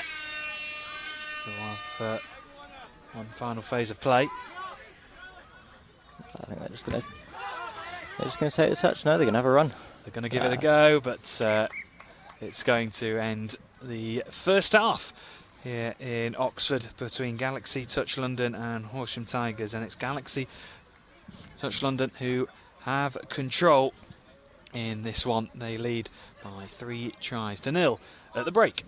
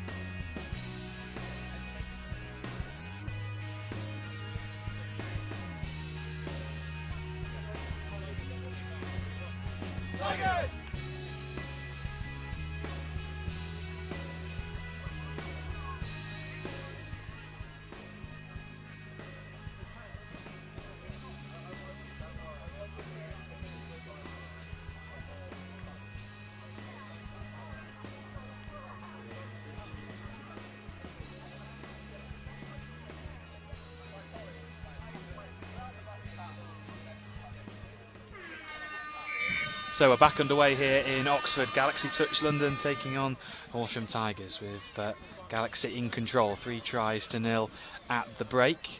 And in this one, Chris, do you sort of feel this next try could be crucial? If Horsham get this next one, they could be within a shout? Yeah, definitely. They need to cut out some of their handling errors from the first half, which was affecting the amount of field position they had. So they were kind of getting stuck in their half a little bit, which then gave Galaxy more shots at the line, which then you can see in the scoreline. So yeah, a little bit more precision on the drive, and they should be able to get themselves back into it. Absolutely. Marcus McDonald there trying to make the line break and try and get through, but not this time. And it's going to be Galaxy Touch London who'll have another opportunity to go at them. Holland lays the ball off. It's quick, sharp passing, trying to work an angle, although being stopped. Good scramble defence from Horsham there. Oh, it's somehow made the angle for Galaxy Touch London, although nope, not this time. Galaxy Touch London will have another opportunity though. So 6 again. And these are the opportunities, Chris, I guess, that you really want to take when you... Yeah, again, I'd say it's a little error from Horsham to give Galaxy another full 6, and so far they've been able to capitalise on. Yeah, you feel that maybe another try, if it went in the way of Galaxy Touch London, would secure the win. So Galaxy look to get Louis on the ball here. And he Easy lays it dive off in. to Marcus McDonald, and that is the 4th for Galaxy Touch London. And you get the feeling now, Chris, that could wrap up potentially the game with plenty of minutes to go. Yeah, it's looking like it's kind of now or never from Horsham, really, isn't it, if they want to stage a comeback. And with 8 minutes to go, they'll need to take every opportunity. And with that shorter format, does it sort of run through the mind that the pressure's on, that you need to sort of take almost every time you've got the ball, you've got to score? Yeah, especially with the way the rankings work for the afternoon. So kind of winning all your games doesn't necessarily guarantee you a good seeding. You kind of need scores as well to outrank some of the teams from the other pools. So yeah, it's that balance for Galaxy between easing off on control of the game, but they also want to get some more scores in to get a good seeding for the afternoon. Yeah, absolutely. And once we get those all confirmed to you, we'll bring you the fixtures as Horsham Tigers look to try and register their first, but can't convert this time. Galaxy Touch London's defence remaining strong at the moment.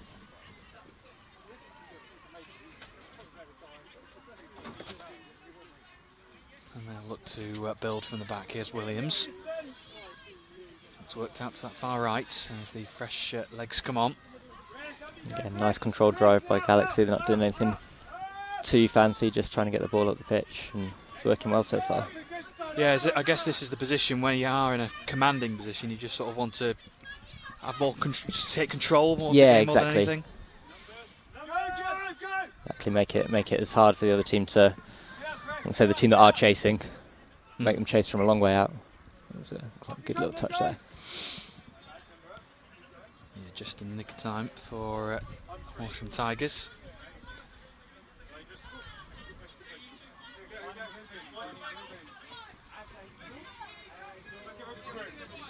This is a little bit better by Horsham. They're up to halfway in 3.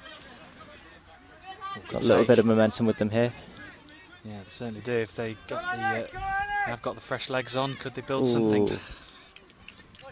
Just couldn't control the roll ball there. It's not helped by the conditions.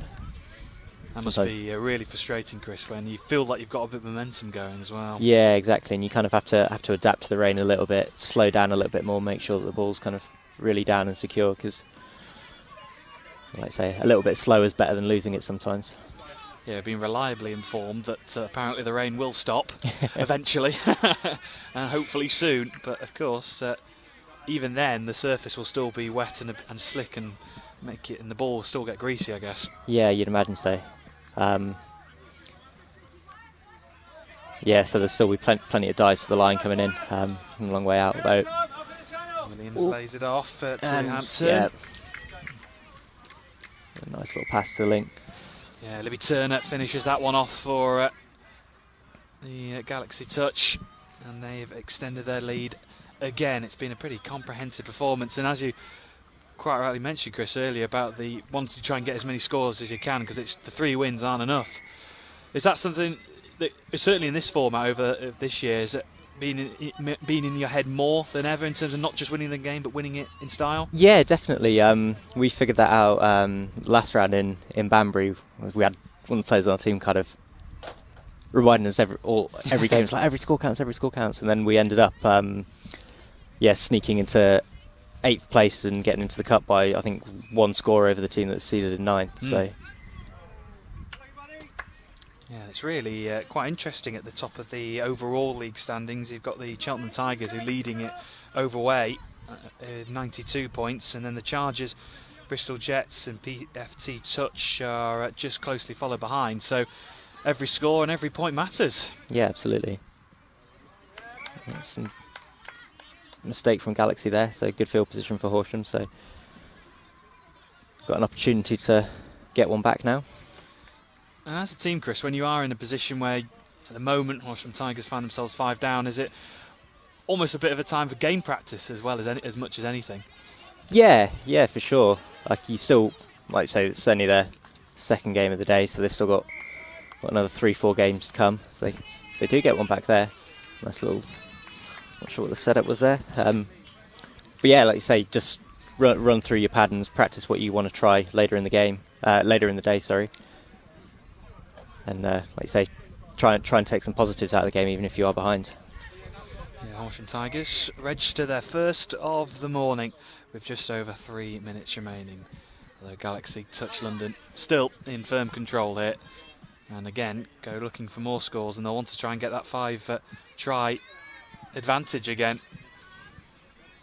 See if they can do that with a couple of minutes remaining. We're going to send a sweeper here. Out to the wing. Ooh, just didn't quite make it. So close. Jessica Filatillo on this near side, number 63. It just bypassed McDonald on the way, but it just couldn't reach Filatillo on this near side. And Horsham Tigers maybe just with a little bit of an extra spring in the step with that try. Yeah.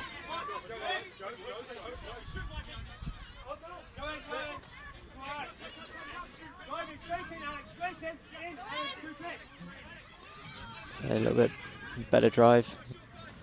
Yeah, good yards made up on this attack. Scoop coming on fifth. Oh, passed it to himself. But yeah, they just kind of stalled themselves out there with no touches left.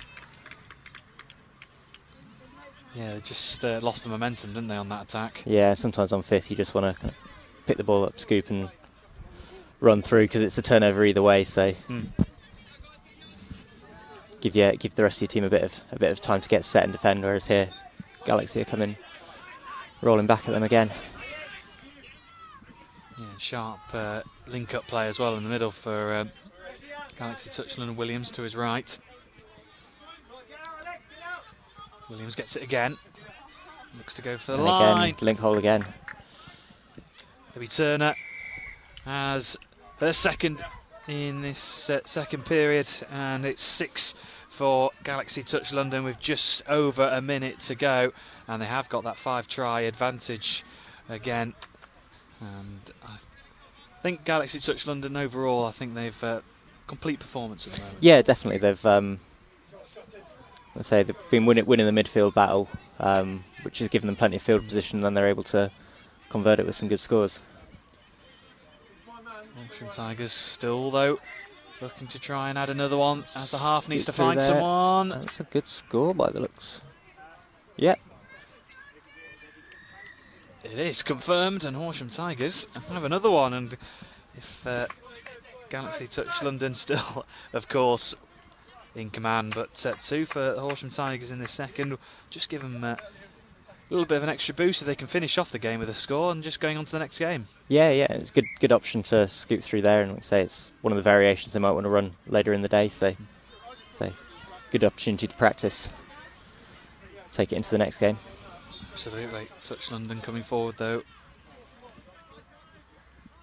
5th in the overall league standings, Galaxy Touch London. Can they try and break up into the top 4? Here goes the hooter, dive for the line. Touch comes in. But we'll have one. One last touch. Will be. One last attempt. Can they finish off in style, Touch London? Ooh. No. Not quite, but it's still a convincing victory for Galaxy Touch London, although Horsham Tigers showed a bit of steel in that second. But here's Galaxy Touch London, 5th in the overall standings. They'll look to try and see if they can break into that top 4. And they've produced a emphatic performance over Horsham Tigers. Well, Chris, thank you very much for joining me. Yeah, no problem. In the commentary box. And we'll move on to our 5th game of the morning. The games just fly by here in Oxford. EY London Vipers taking on the Exeter Eagle Owls. That will be coming up next.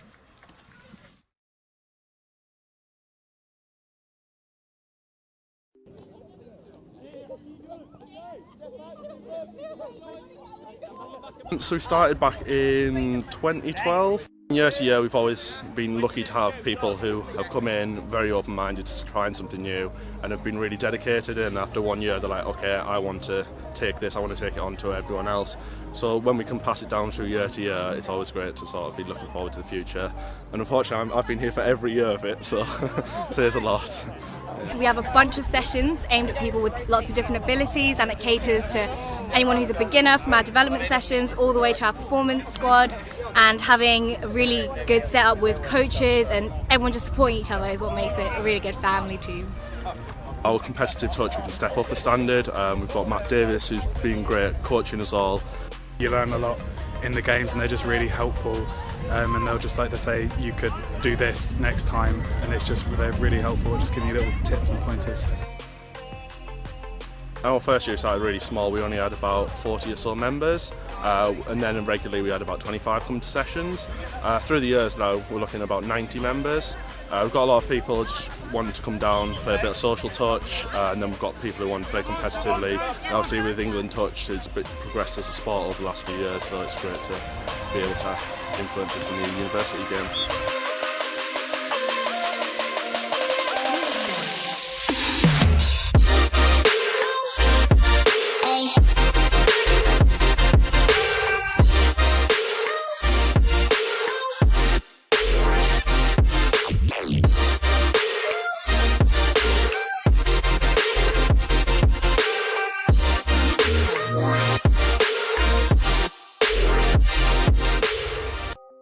Actually, when I was looking at universities, I was always focusing on touch, and rugby union were a big part of which university I was choosing because it's such a huge part of my life. I've been playing for nearly 11 years now.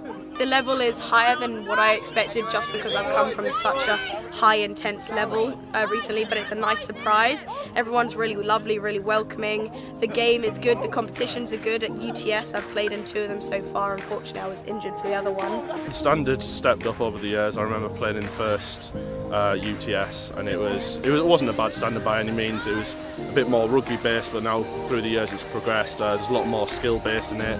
You've obviously got the number of teams who are entering into it is incredible, and obviously at Loughborough it means that we can put in 2 teams. We're looking at getting a 3rd team for future UTSs. When you hear about Loughborough Rugby, now sort of to be considered with that is obviously such a great thing for us. So my first year playing touch rugby, and I think one of the best things about it is it's just a really social thing. Like so many people, like loads of different people turning up and playing touch, and it's just great to get to know all of them. Loads of different backgrounds, just a load of fun really, just meeting a load of really great kind of like-minded people. This is Loughborough Students Touch.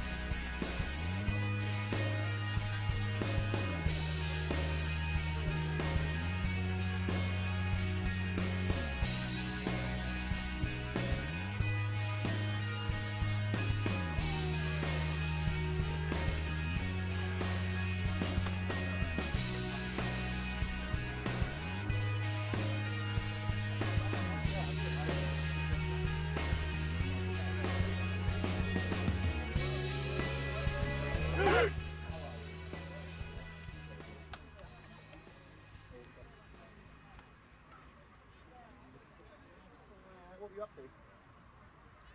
I mean, drinking, obviously, but yeah. Oh, in 10.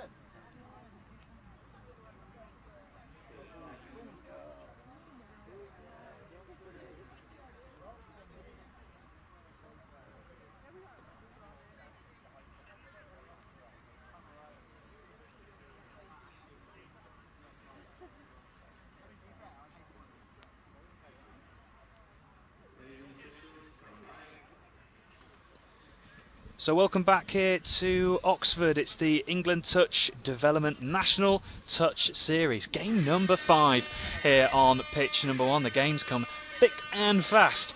And our next feast of touch rugby sees the Exeter Eagle Owls against EY London Vipers. The Owls in this mixture of the white, orange and green checkered shirts with the Vipers in the black shirts. And already, Eagle Hours getting off to a perfect start. Before I could even introduce myself, Bradley Hope, and I'm delighted to say, joining me from Galaxy is Libby Turner. Libby, welcome to the commentary box. Thank Good to have you. Thanks, nice to be here in the shade on the rain. Absolutely, yeah. Of course, typically, just after your game finishes, the rain stops. Oh, no. But how's the day gone? How's it feel gone for yourself and for Galaxy Touch London? Yeah, it's been good. We've had 2 wins so far, which is nice. Good way to start the day, despite the weather. A bit slippy out there, the last game. Some horrendous footwork, I think, from all of us. But yeah, it's been enjoyable so far. It's been, a great venue, really well run. So loving it. Well, you say that, Libby, but you got 2 brilliant tries in that last game, and really good finishes. And of course, in terms of the pools ranking, it's not only just the wins that you need; it's also the scores, isn't it? In terms of getting definitely. that difference. Is that something as a team that you, as well as obviously the performance, but the goals must be really, the tries must be almost important as well. Yeah, definitely. It's something we go out to try and score obviously as many as possible. It's a very short game, 10 minutes each half. It really is kind of end to end. So you've just got to take as many opportunities as you can. Yeah, of course. In previous editions of the NTS and the DTS, that we've had the 20-minute halves. How have you found that as a player yourself, playing in the short format? It's definitely different. It's a lot more attacking. Not that you kind of time waste when it's a longer game, but a bit more. Ooh. Is there this opportunity? No, just on the line. And the Vipers can't equalise on this occasion. But yeah, just saying, it's short format, so intense, isn't it? Yeah, it's just literally trying to get down to the line, kind of go back and defend, off, on, off. Obviously with the longer game, there's a lot more, being able to read the defence, trying to adapt the game, but it's kind of a lot more heads up, quick kind of decisions when it's such a short turnaround. And here come the Owls looking to drive forward. Good yards made up through the centre, looking to fizz the ball out left. Really good hands. Can they get round? Not quite. And with the conditions, those type of passes are difficult to take. And it's with this weekend, we really had a mixed bag of weather this weekend. It's almost surprised it hasn't snowed here yet. Oh, yeah. But in terms of the conditions, we've seen some brilliant touch. No, definitely. Especially, yesterday we had, it was almost hail. It was so heavy, the rain on pitch 1, and our wingers would just catch it, sticking all the balls. So, yeah, everyone's done amazingly considering. Here come the Vipers looking to try and respond. Good yards made it for the middle. Have they just broke through the gap? Need support. And have they just got it down in time? Just wanting that confirmation from the ref. He's claimed a touch. He has claimed the touch, of course. Honesty, such a big part of the game in touch. And referees, of course, rely on that honesty. And the Owls will let to restart inside their own half. And from a Galaxy Touch London's point of view, Libby, 5th in the overall standings. If you finish in the top 4, promoted up to the Elite National Touch Series, and lots to play for, I guess. Yeah, it's definitely an exciting close to the kind of series, see where everyone ends. But yeah, we've got a team in the Elite, so yeah, see how we do. Absolutely, and here come the Eagle Owls looking to spread the play, looking to try and create an opportunity. It was Mark Westlake who was trying to sneak in there, but not this time for the Eagle Owls. But already a really high tempo to this game, Libby. Yeah, definitely, end to end already. Certainly is, and the Vipers looking to try and bring this one forward. Another really good take, just bringing from behind. It's not only just the wet surface, but the sanitisation on the ball also causing difficulties at times. Yeah, absolutely. Especially when the first tap off after half time, it's slippy already. Yeah, we had Marshall McLeod from BBR in here yesterday, and he was saying that they almost don't want to tap off and kick off with the sanitised ball. Yeah, and then you want to rub it dry, and there's no point in it because it's just been sanitised. It's hard. No, it certainly is. It's unique circumstances for sure. Definitely, but we're just happy to be back playing. So grateful for anything, and anyone who's helped facilitate that. Definitely. Yeah, for sure. It's been 3 rounds of brilliant touch rugby, and of course with that condensed sort of calendar, just trying to fit it all in. They've done well in terms of creating competitive competition amongst the NTS and the development series as well. Yeah, absolutely. It's been really full on. I think all teams we've suffered with injuries because of the shortness and intense of the games. But it's been great to be back playing. So nice to see everyone as well. It's such a nice social event as well, touch, because you get to see so many different teams from around the country where we've all been locked up and we haven't seen each other for quite a while. Absolutely, yeah. It does have that feel of a real community feeling, the touch rugby, which if you're just joining us for the first time, from that sort of side of the game, it's one of the big key factors of the overall in touch, really, that social and the community side. Yeah, absolutely. It's one reason why I love to play.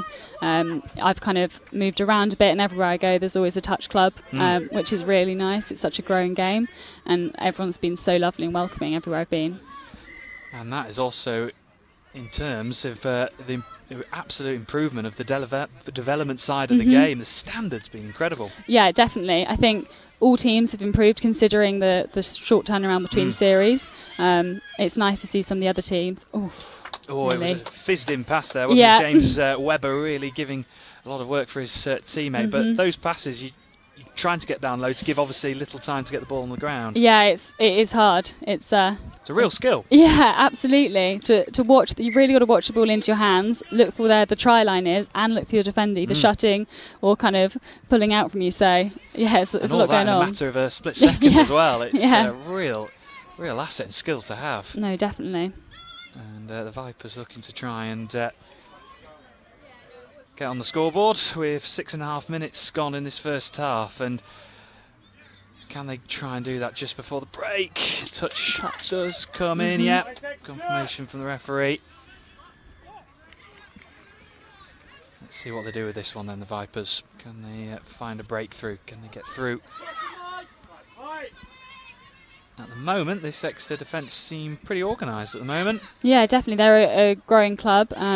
I've been down in Exeter. I was down there quite a few years ago, and it's really nice to see them grow so much. Lovely new kit as well. So I was about to say it must be up there on the top 5 kits of the tournament. Yeah, it's nice. It's very nice. And we saw Raptors touch, of course, yesterday, and of course that's built a lot off the university side, isn't it? Of course, of the Exeter team. Yeah. And there we go, straight from University of Exeter. Yeah, I am. The Raptors guys.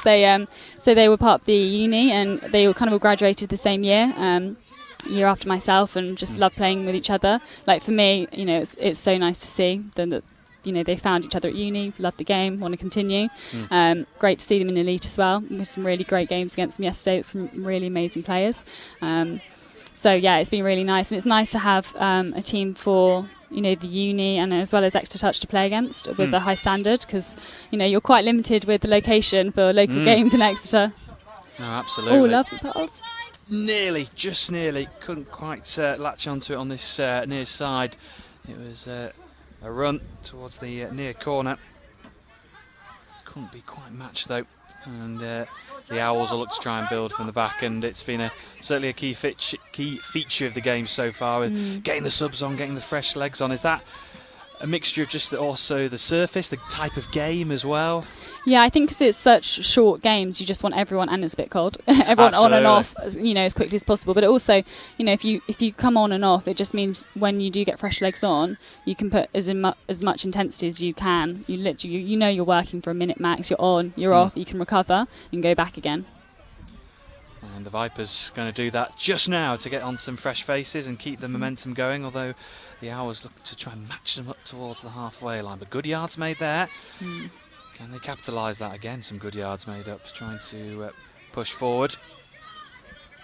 Can the Vipers get the first score on the board? Looking to try and work an angle.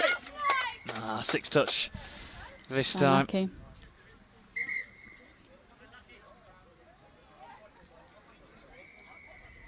Restart here for the Owls inside their own half. Oh, the referee asking for the roll ball, so it's going to be... Is it going to be a restart here for the Owls, or are we going to have a start here for the Vipers? No, the Owls going to restart here inside their own half, looking to come forward.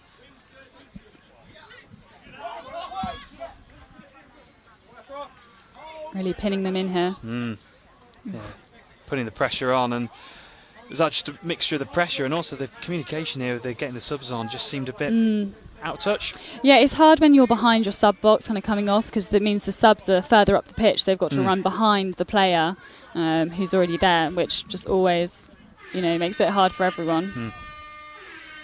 So the Vipers looking, can they get a score just before the break? The final hooter goes at half time. No, not this time. And at the break, that first half has flown by, and it's at the moment it is the Exeter Eagle Owls who currently lead by 1-0 in what has been a really close game, both sides having plenty of possession at times, but at the moment that early score from the Eagles is just separating the two teams. Yeah, definitely, it's been a great game to watch. I think Vipers will be having a hard chat at half time to come out fighting. Absolutely, the Eagle Owls are just stood in front of us and have a little listen to see what they'll be saying, the tactics, but for the moment, myself and Libby will just take a short break and we'll be back with you in a moment's time.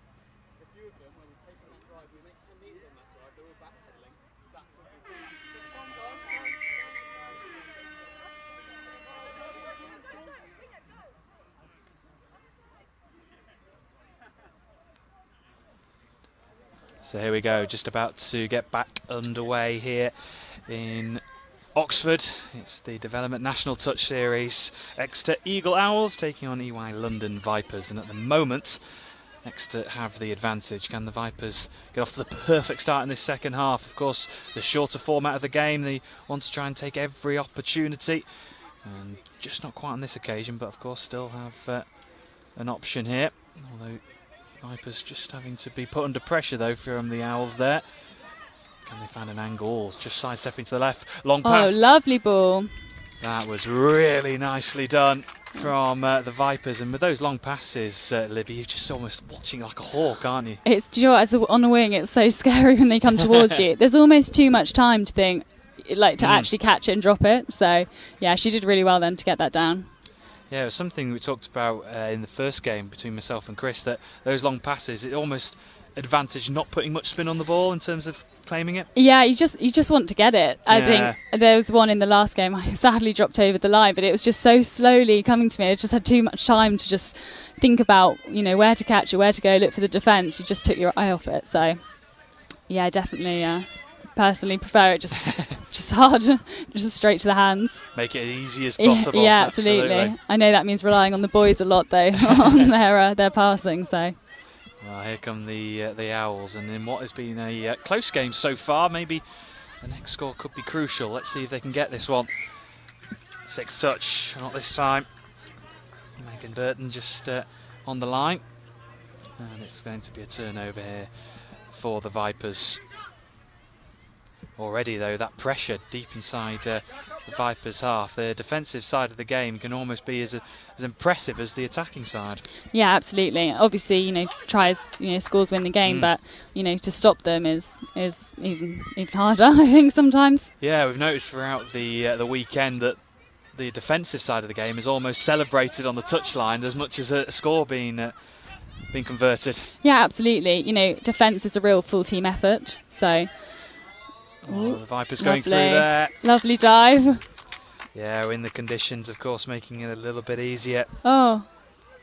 It hasn't been confirmed here from the referees. No. Not sure what that was for. Yeah, I just couldn't quite see the referee signal there, but it still remains 1 up to the Exeter Owls, and they'll come forward now towards their sub-box. A turnover again.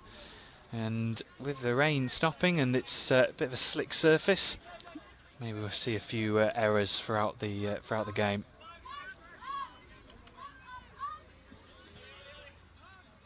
Almost with this surface, the roll balls have got to you almost concentrate so hard, don't you? Yeah, absolutely. We said yesterday, if you have to put it down with 2 hands just to secure it to the ground, then do, because the minute it starts rolls, it puts your half off, or if it spins, then just out of control. So yeah, getting the ball down safely is definitely priority. The Owls with the fresh the cavalry coming on over halfway line, and they've got a bit of maybe a chance to build some momentum here.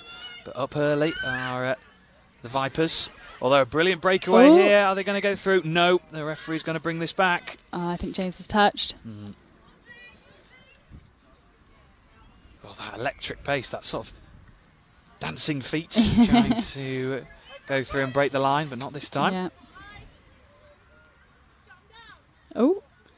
That was an interesting move. I thought he was passing it in front of her then. Here come the Vipers. Fresh faces on up towards halfway. Out quickly though, the Owls. Yeah, both teams are very well drilled. So. Touch is claimed, and that's the 6th, so that ends that attacking opportunity for the Vipers over on that far side. And we often get players in who talk that just make sure to use the 6, get up at the other end. Yeah, absolutely. Nothing does my head more, and then when we lose it on 1 or 2, just wasted opportunity, especially in, as we've said previously, such a tight game and such short time. Every second counts. Yeah, it certainly does, and the Owls looking to try and work up to the halfway line, although 4 down and 4 touch. A lot of work to do. Over halfway line they come. That's 5 now. Bit of communication error. That's unfortunate. They had a good run in then. And the 6th touch comes in, and that was a really good defensive set there from the Vipers, Libby. Yeah, they really pushed them up, put pressure on them, which, flusters you. Got to make those calls, and they just started passing laterally, which I can't get any yards with that. No, absolutely. Let's see if the Vipers can do any better on this attacking phase. Ooh. That looks nasty. Just holding his right knee. I think their knees collided. It was Michael Teague there. He seems to be limping, although he's to be a bit of a warrior here for the Vipers. Going to stay on. Seems to have shaken it off. Good shake normally does the trick. Yeah, absolutely. And of course the temperatures here, it's not blistering cold, but it's hardly warm here in Oxford. Won't be helping any injuries. No. Oh, and he just coming off the back of that knock, tried to latch onto that one, did Michael Teague, but just couldn't get there. And already 4 minutes remaining of this second half. As a player, Libby, these games just seem to fly by. Well, commentating has gone quickly. Yeah, this is gone very fast. Although the referee, we had Mel Day here and Jack Harrison there throughout the day, and the referees say they feel like they last an hour, the games. Absolutely huge shout out to Mel Day. She ref seven games for Galaxy yesterday, back playing today, captaining the side. I don't know how she does it, and player reffing as well. So yeah, amazing work from her. Absolutely, yeah. She was in our commentary box giving her referee insights throughout the day yesterday. And we're going to have the Vipers still inside their own territory, but in these close games, Libby, it's just almost like a single pass, a single move can just change the game. Yeah, absolutely. Especially once you score, I think are they equal now? Yeah, it's gonna, really push Vipers on. They've definitely been at their try line more than Exeter at the moment. So. Yeah, in the second half for sure, Vipers feel like they've dominated the ball. And the Owls, well, can they snatch it? That'll be a bit of a turnaround for them if they could. We saw some really good turnarounds yesterday in the plate final, in particular London Scorpions coming down from 5-3 to win that 6-5. Oh wow. So that was a really entertaining game yesterday. And now the Exeter Eagles, Owls going to snatch this one. Compact at the moment. Yeah, lovely subbing on move there. Is this an opening? Can they find an opening? No, not this time. Just that final pass, and how much times we've said it, that final pass, the final move. Yeah, it's one of those things, the coming on the box, you can plan touch 4, 1, 2, 3, 4, and then when you get on there, the last touch, you just have to, you can obviously try and, plan something, but if the defence does something different, it just has to be heads up, and those are sort of situations you just can't practice, especially with such a long period of time that we've had off. It's definitely, I think everyone's a little bit rusty. Yes. No, but it's at the same time, the level has been, high intensity of the levels have been brilliant. Yeah, definitely. But I think we can excuse a few little errors from time to time. But here come the Eagle Owls over halfway. It's there to be won, certainly. One apiece with around just under 90 seconds remaining. Next score could be the winner. Is it going to be the Eagle Owls are going to claim it? Dive for the line. Touch. Good touch. Yeah, really good touch on the line. It was Hannah Pike there, number 3. And this time there didn't need to be any honesty involved. We could see that clearly, even from our position. Yeah, definitely. In the commentary box, which I'm delighted to say is still covered. Yeah. And no rain's coming in here. Hope it stays this way for you all day. Yes, and for the players, yeah, of course. Me. As the Eagle Owls look to try and can they snatch the victory with 40 seconds remaining on the scoreline. Just taking the time, waiting for the opportunity. In these moments, it almost feels like you just don't want to even give away the ball as well with the game in the balance. Oh, I know. It's stressful. Certainly is. Can they snatch it at last? A bit of a slip. Oh. They got through, yes, they're nodding. And the Eagle Owls on the hooter. That's an excellent finish. It's so unlucky for the Vipers there with the slipping on the line. Yeah, James Webber stealing the victory for the Exeter Eagle Owls in a second half that the Vipers felt that they had control of at times. Yeah, that didn't go against the grain of play, I don't think, for the last few minutes. But, I mean, Exeter was so well drilled coming on. They made yards off their subbing. So, yeah, it's nice to see them get the finish. Well, Libby, thank you very much for joining me in the commentary box. I'll let you get off to field number 5 for your final game of the pools. Thank you for having me. No problem at all as we move on to our final game of the morning session. Manchester Chargers taking on Banbury Saxons.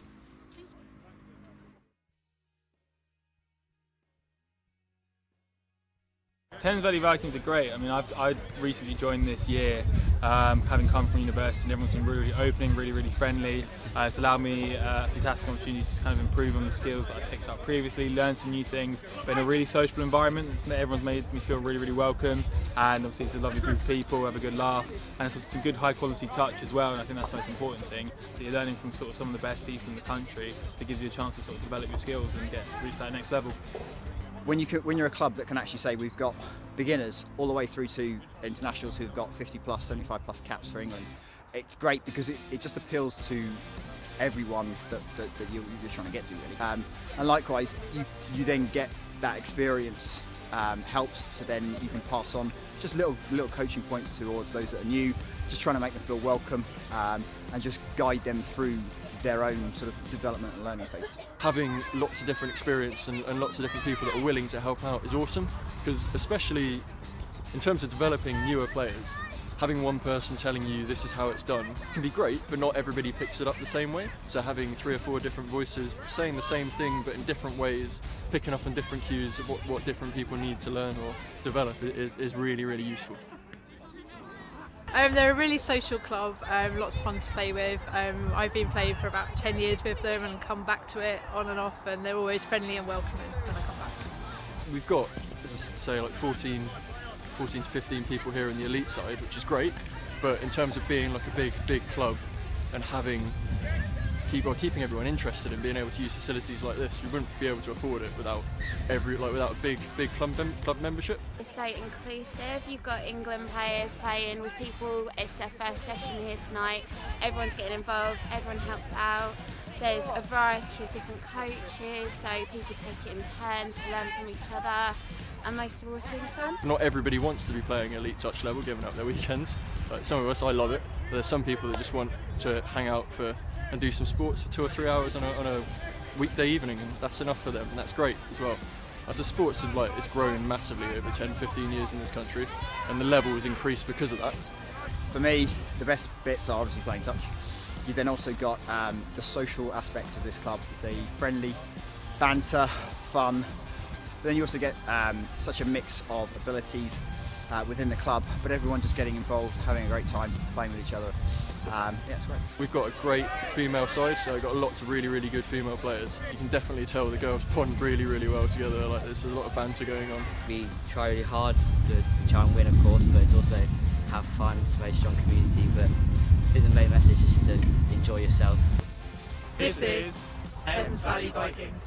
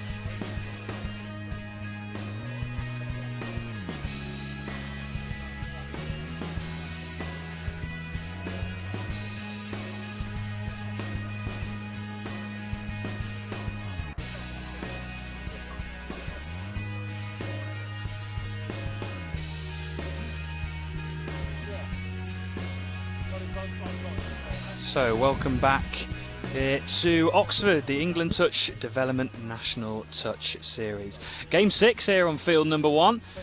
And it's our final game of the morning session here in Oxford. And this one should be an absolute belter. Manchester Chargers taking on the Banbury Saxons. And I'm delighted to say, straight from the pitch here on field number 1, from the Exeter Eagle Owls, we have James Webber with us. James, how are you? Feeling really good, yeah, thanks very much. Absolute pleasure, and you won it right at the death, almost on the hooter, that final one. Yeah, we definitely played that one the hard way. Score once right at the start, once right at the end, and then just work really hard in the middle of the pitch, so yeah. It's the conditions out there. I know it stopped raining just for that game that's just gone on there, but the conditions, pitch is a bit soft, a bit leggy. Yeah, particularly down on the try lines, sort of in the middle of the pitch where you've got the mids coming up and down a lot. It's getting really slippery and you lose your footing a little bit. So I think we're going to see a lot of dives there this afternoon. No, absolutely, yeah. Manchester Chargers, so they are currently at the moment second in the overall standings, I should say, and they'll be chasing down the Cheltenham Tigers. And Manchester Chargers at the moment 6 points behind in the overall standings, and of course the top four in the overall standings mean they get a place in the National Elite Touch Rugby Series. At the moment, before coming into this final round of games, Exeter Eagle Hours 8th, so trying to see if you can push and get into the National Elite Series. Yeah, we're working hard. Yeah. And the Chargers at the moment, so they will have tap-off and they'll get the first start and first go at Banbury. And let's see how they get on in that first attempt. And James, in these games that are just so short, quick and sharp, it's your team got off to the perfect start, and is it that momentum boost that you just need to get after that first score? Yeah, I think it makes a huge difference. We're used to playing format of 40-minute games, so these 20-minute ones, it's sort of harem scarum stuff. You just got to try and score quickly and score early if you can. And of course, in the pool stages, it's not only the 3 wins can get you through to the cup, but you also need those. If you can get those high scores, it makes a difference. Oh, absolutely. It's you never quite know who's going to sneak in the sort of extra. And I think often you'll find that some of the teams will top their pool and still not quite get into the cup. So it's you just got to try and score as much as you can. Absolutely, and the Chargers looking to try and get off to the perfect starts. Final pool game for them, for the Chargers. And of course second in the overall standings, so they want to try and put that pressure on the top of the overall standings in the Cheltenham Tigers. And have the Chargers got off to that perfect start? Not quite. Close one though. It certainly was. Can they just another opportunity to break? And in these opportunities, James, when you haven't got much room to play with, can they go for the wing? I think what they're trying to do at the moment is squeeze in the defence to one side of the pitch and really open up this other wing. This far wing and that far link hole, there's a lot of space opening up there, but... Banbury Saxons, of course. Banbury had their games on home turf in the first 2 rounds, making the short trip to Oxford. It's not really a long trip. That guy's got some great steps there. He certainly has. Really good yards made up by David Whittaker. Comes forward again, the number 10, all those slips, and it's been a key part of the games so far. It's almost a little bit of an ice rink at times, I can imagine. Yeah, it's quite fun for diving though. You can get down nice and low and sort of just slip and slide in. Yes, absolutely. On halfway then, the Chargers looking to advance forward. Turn over though. Trying to be sneaky there, just got the little tip off. They're shooting one player up, and if you can tip off and get onto the back, it makes that scoop really dangerous, but just slightly mistimed it. So Banbury coming forward, Whittaker involved in the action again. He is joined up there with Sam Good. Whittaker again, and just lays the ball off. Can they find a gap or an opening in the centre?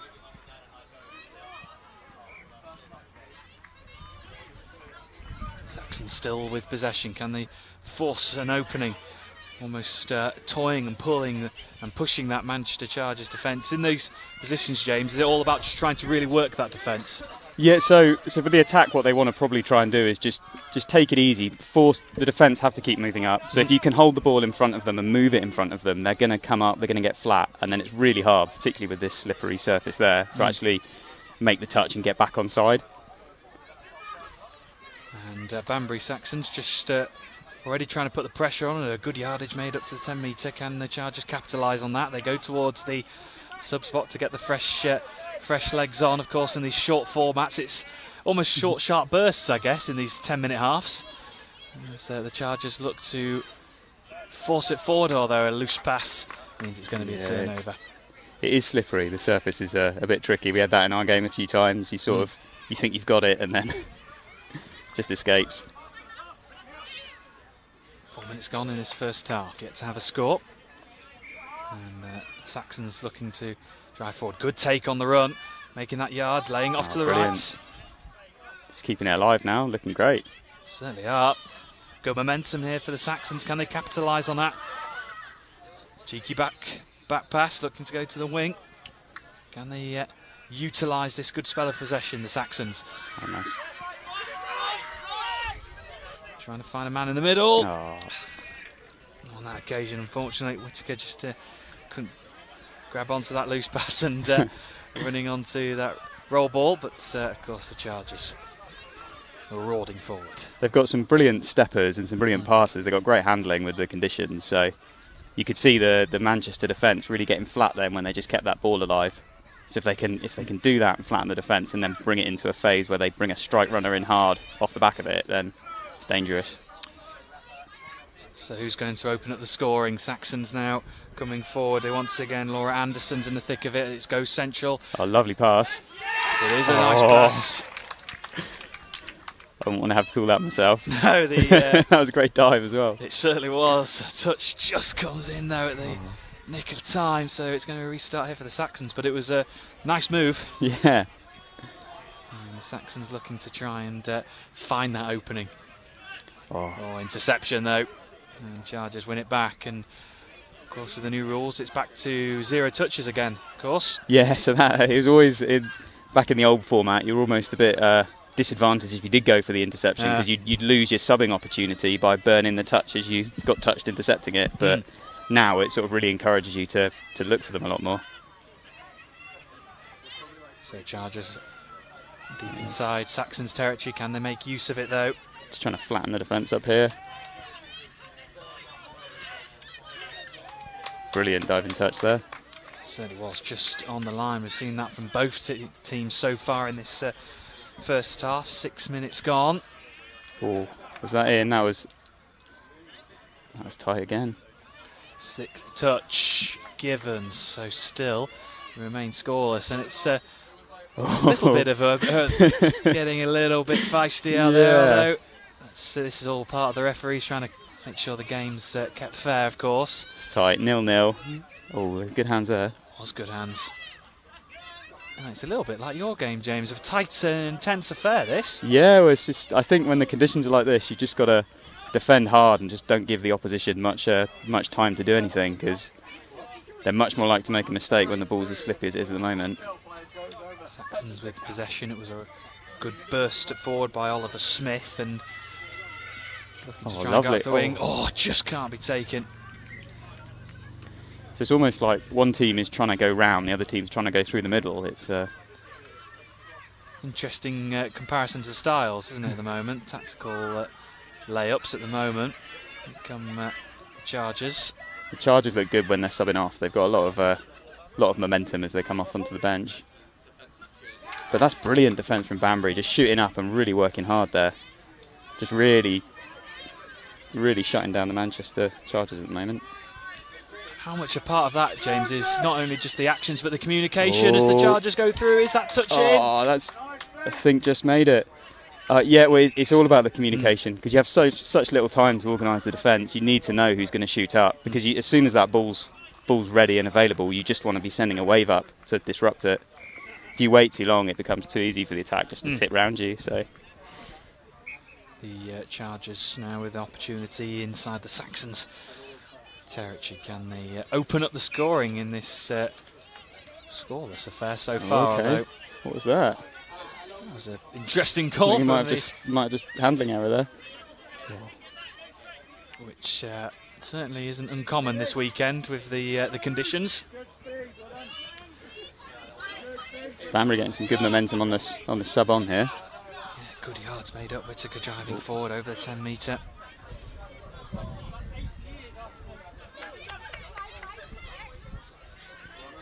Flying forward, just the error there.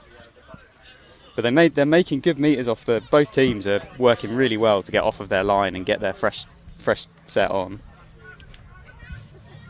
So just over a minute remaining of this first half. It remains scoreless between the Chargers and the Saxons. Reminder, the Manchester Chargers second in the overall table, and that's a good move. Really nice footwork and body movement to get down that far side.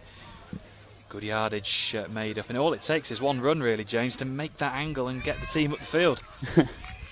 That's it, and I think sometimes the trick is once you've made that little half break, it's just being able to recycle the ball quickly. If someone, again tight, yeah, you sort of want to make those little half breaks and tip round the defence, but you still need to be ready that if you do get caught, you can quickly recycle it and you can really maximise the attack. Because then if you get attacking play off the back of a set like that, the defence just aren't set and they aren't behind. It's much easier for the next set.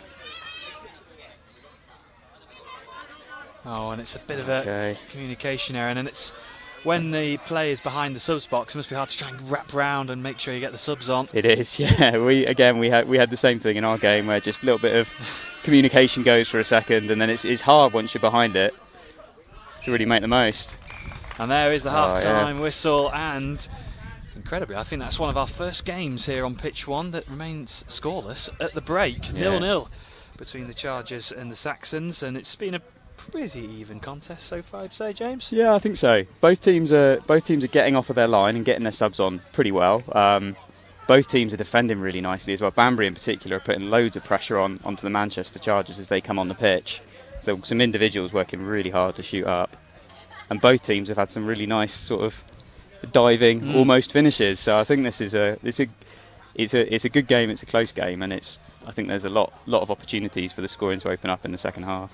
Are we going to get a winner on the hooter for a second game in a row? Manchester Chargers, Banbury Saxons. Second half will be coming up next.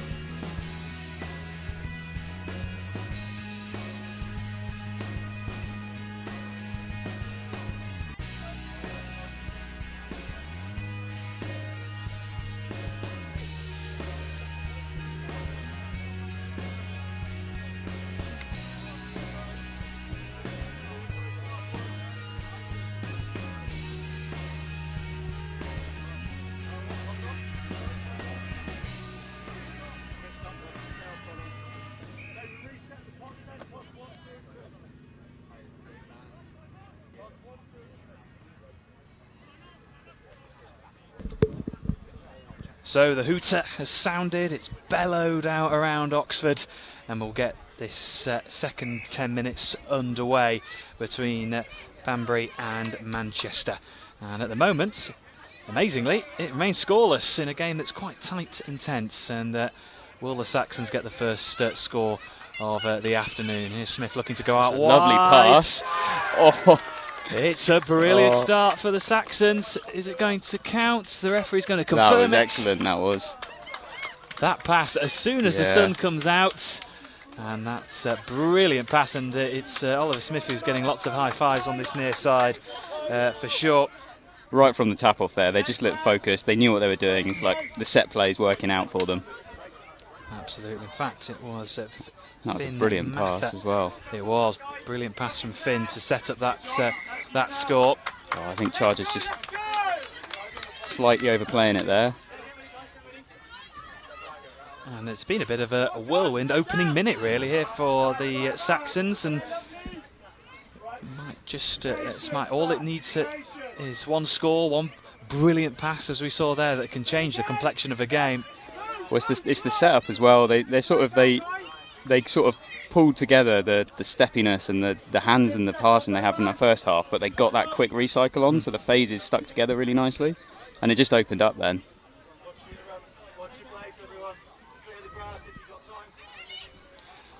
And the Chargers look to restart now, just drifting over to that far right to bring on the fresh faces. Can they build with that momentum on the halfway line? Look at that defence again, like working really hard to get up. Good yards made this time though by the Chargers. Can they capitalise on that? Have they got the defence moving backwards? Oh, brilliant shot there from the link. Still maybe an opportunity, another good touch. And that is 6, so turnover for the Saxons. So at the moment in this second half, attacking and defensively, the Saxons look pretty complete at the moment. Absolutely, yeah. They're really quality side. They've got some good players and they just look like they're all sort of working off the same game plan at the moment. Just keeping that momentum up. Absolutely, and coming forward once again. Touch comes in. It's his 5th touch now. They've got to set something up. There we go. It's hard when it goes static like that and 5th's being called, because you've just got to keep the ball alive. You really want to try and use the touch before to set up a scoop or a strike line, or just something to try and really threaten the defence, because if they can just sit back and they're set, it's quite hard to move them around. Although with Banbury steps, I reckon they could do it pretty nicely. Yeah, absolutely. A few twinkle toes in that in the Saxon side, but the Chargers with gathering a little bit of pace here, although being stalled slightly. It was Ben Blackburn who put the pressure in, going out to the wing, and Chargers dangerous. Capitalise. Well, as the sunshine just appears, it's almost like someone's just put it into 5th gear here this game. It's the intensity. Yeah, look at Chargers shooting up now. They're working really hard to just pin Banbury back, but they did really well there just to find a bit of space, make a few yards and get it going again. So Saxons with some fresh faces coming on. Finn Mather, who set up that brilliant score for the Saxons, on a bit of a... Brilliant work right there. If you can hold up a team in that position, it just sets you up so nicely to have 6 on the line.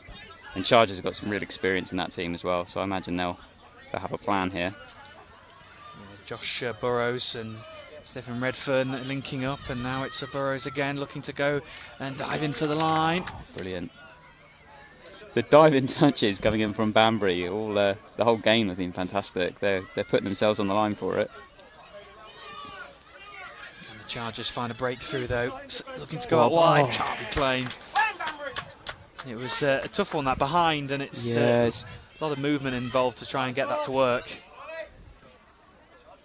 It's those passes, you've got to be absolute laser. Real tough to pull off. Mark Hall laying it off. And Mather now just drifting over to that far side of the field. So that was good. They sort of forced him over. They recycled it nicely. And the scoop off this is going to be... Ooh. 5th touch. Like Colby Curry all over again. And looking to come out to this near side. So that's the 6th and final touch. 5 minutes of this second half has flown by. It's been a brilliant, breathtaking second half. Both teams giving it everything, but only one score to show for it in the match, with Saxons leading, with the Chargers looking to try and bring on some fresh faces. Over halfway they come. Looking to try and reset with another attacking phase, but as you mentioned, James, previously, the Saxons doing quite well to just put the pressure on, although with Chargers looking to try and drive forward. I think they were trying to set the scoop up there. The ref's getting a bit of a... Yeah, getting a bit of an earful, certainly. Oh, okay, that's just getting a bit... Yeah, they're just frustrated at this point, aren't they? Yeah, it's Saxons have really turned it up a gear in this second half, and the Chargers, second overall in the league standings, find themselves behind to the Saxons here. The Saxons are playing brilliantly. They really are. And they've got the wind in the sails at the moment. Can they find another opening on that far side? Not quite. They're just so confident moving the ball around, aren't they? They're moving it all over the pitch, and all of their players are looking dangerous. Whittaker with a lovely sharp pass. He Look gets at it that back. on the inside. Oh, tries to get it back. Unselfish, though. That was good options. Yeah, the play in the second half from the Saxons has been breathtaking at times, and I think if that had been finished off, that would have been one of our scores of the day. Yeah, absolutely. That little trail ball on the inside. Absolutely is that just a loss of control there? Yeah, it's just. And this is a great position for the Saxons now. You saw what they did on the sort of just when they started that game off. How dangerous they looked when they had their tap-off play. With the Chargers then, James, it just feels obviously things are not quite clicking, not going the way. As a team, when you find yourself in that position, what do you say? How do you overcome those challenges? Well, I think for me, the first thing is you just want to get your defence sorted, and Chargers have done a really good job with that.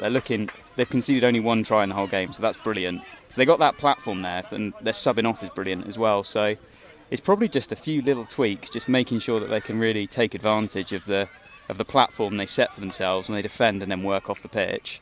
And I reckon they can come back into it. They've got some great scooping players. Ben Blackburn going for the corner. He was nearly set up there from Jonathan Trotman, but it's turnover here for the Chargers, and with the seconds ticking down, about 2.5 minutes remaining of this second. Can the Chargers find something? Over halfway they come. This is it's getting tight, isn't it? It certainly is. It's getting a little bit frenetic, and there comes the Look diving at that. touch. Brilliant Banbury work. just want this, don't they? They're working so hard. And the supports and the encouragement from this touchline, and Banbury are on this Lovely near ball side. there from Chargers. Can Look they at find that. an opening? Oh, just that little bit forward. That was good there. It's nice unlocking, just coming back against the grain as they come on. A lot of nice play in the lead up to that. And again, Banbury just check with the ref. That's another 20 seconds. Smart. Yeah, time management, game management for sure. Oh, look at that. That was a nice little step there. But Chargers are working really hard in their defence as well. Metha lays the ball off. Metha gets it back. Look at that. Good footwork, looking almost playing against the conditions, but doing really Ooh. well. Oh, and it was nearly brilliant. It's almost they're playing on cloud 9 at the moment. They're pretty happy, Saxons. aren't they? Certainly are. I thought they might want to just sort of get it up there and just sort of roll through some slow plays, just burn the clock a little bit. But now they're first option out the back. Is it almost just wanting to keep that when you feel like your team's on a roll and you don't almost just want to stick to the game plan and keep going, really? Well, you play to enjoy, don't you? Yeah. And if it's working out for them, they're playing so well. So if they can keep working on that, oh, this is tight. Oh, touch just before the line. Oh, what was this? It's confirmed though for the Chargers. Oh, One okay, apiece. that's tight, isn't it? It certainly was. Oh, so they just want to get on now. But you saw how dangerous they were from that first tap off. They got the potential there, and that was fantastic from the winger there. That was a brilliant finish. I couldn't tell whether it was because they got tapped or, but that was a lovely dive to get the equaliser. And for all Saxons' brilliant play, it remains one apiece now. Yeah. Although, could we get a late winner? We had a little sweep coming round. If they could dive off. Blackburn trying to find some space. Blackburn again. He's Whittaker got was a there. great turn of pace, hasn't he? He really has. This could be an opening here. Whittaker now. Oh, here we go. Blackburn going round the corner. Oh, that was a fantastic finish. Oh, wow. Was. What a brilliant game that was between Manchester Chargers and Banbury Saxons, and it's one apiece. It's a low-scoring affair, but it certainly wasn't a bad game at all. It was very entertaining, but Banbury Saxons certainly in that second half, James, I know they haven't won the game, but they just turned it on in that second half. They looked like they were just enjoying it. Yeah, and that's what you want from this, isn't it? Like just come and after not really playing that much touch for 18 months, it's great just to come here and chuck the ball around. And the nice thing about the sport as well is because it's still a fairly niche sport. There always seems to be a nice atmosphere at these things, and you sort of you see the same people every week. You sort of get to know each other, which is really nice. Well, James, thank you very much for joining us in the commentary box. Yeah, and good luck for the rest mate. of the day. And I think we're going to have a few highlights of the morning session coming up for you. So let's wrap up that morning session, which has been an entertaining one, to say the least.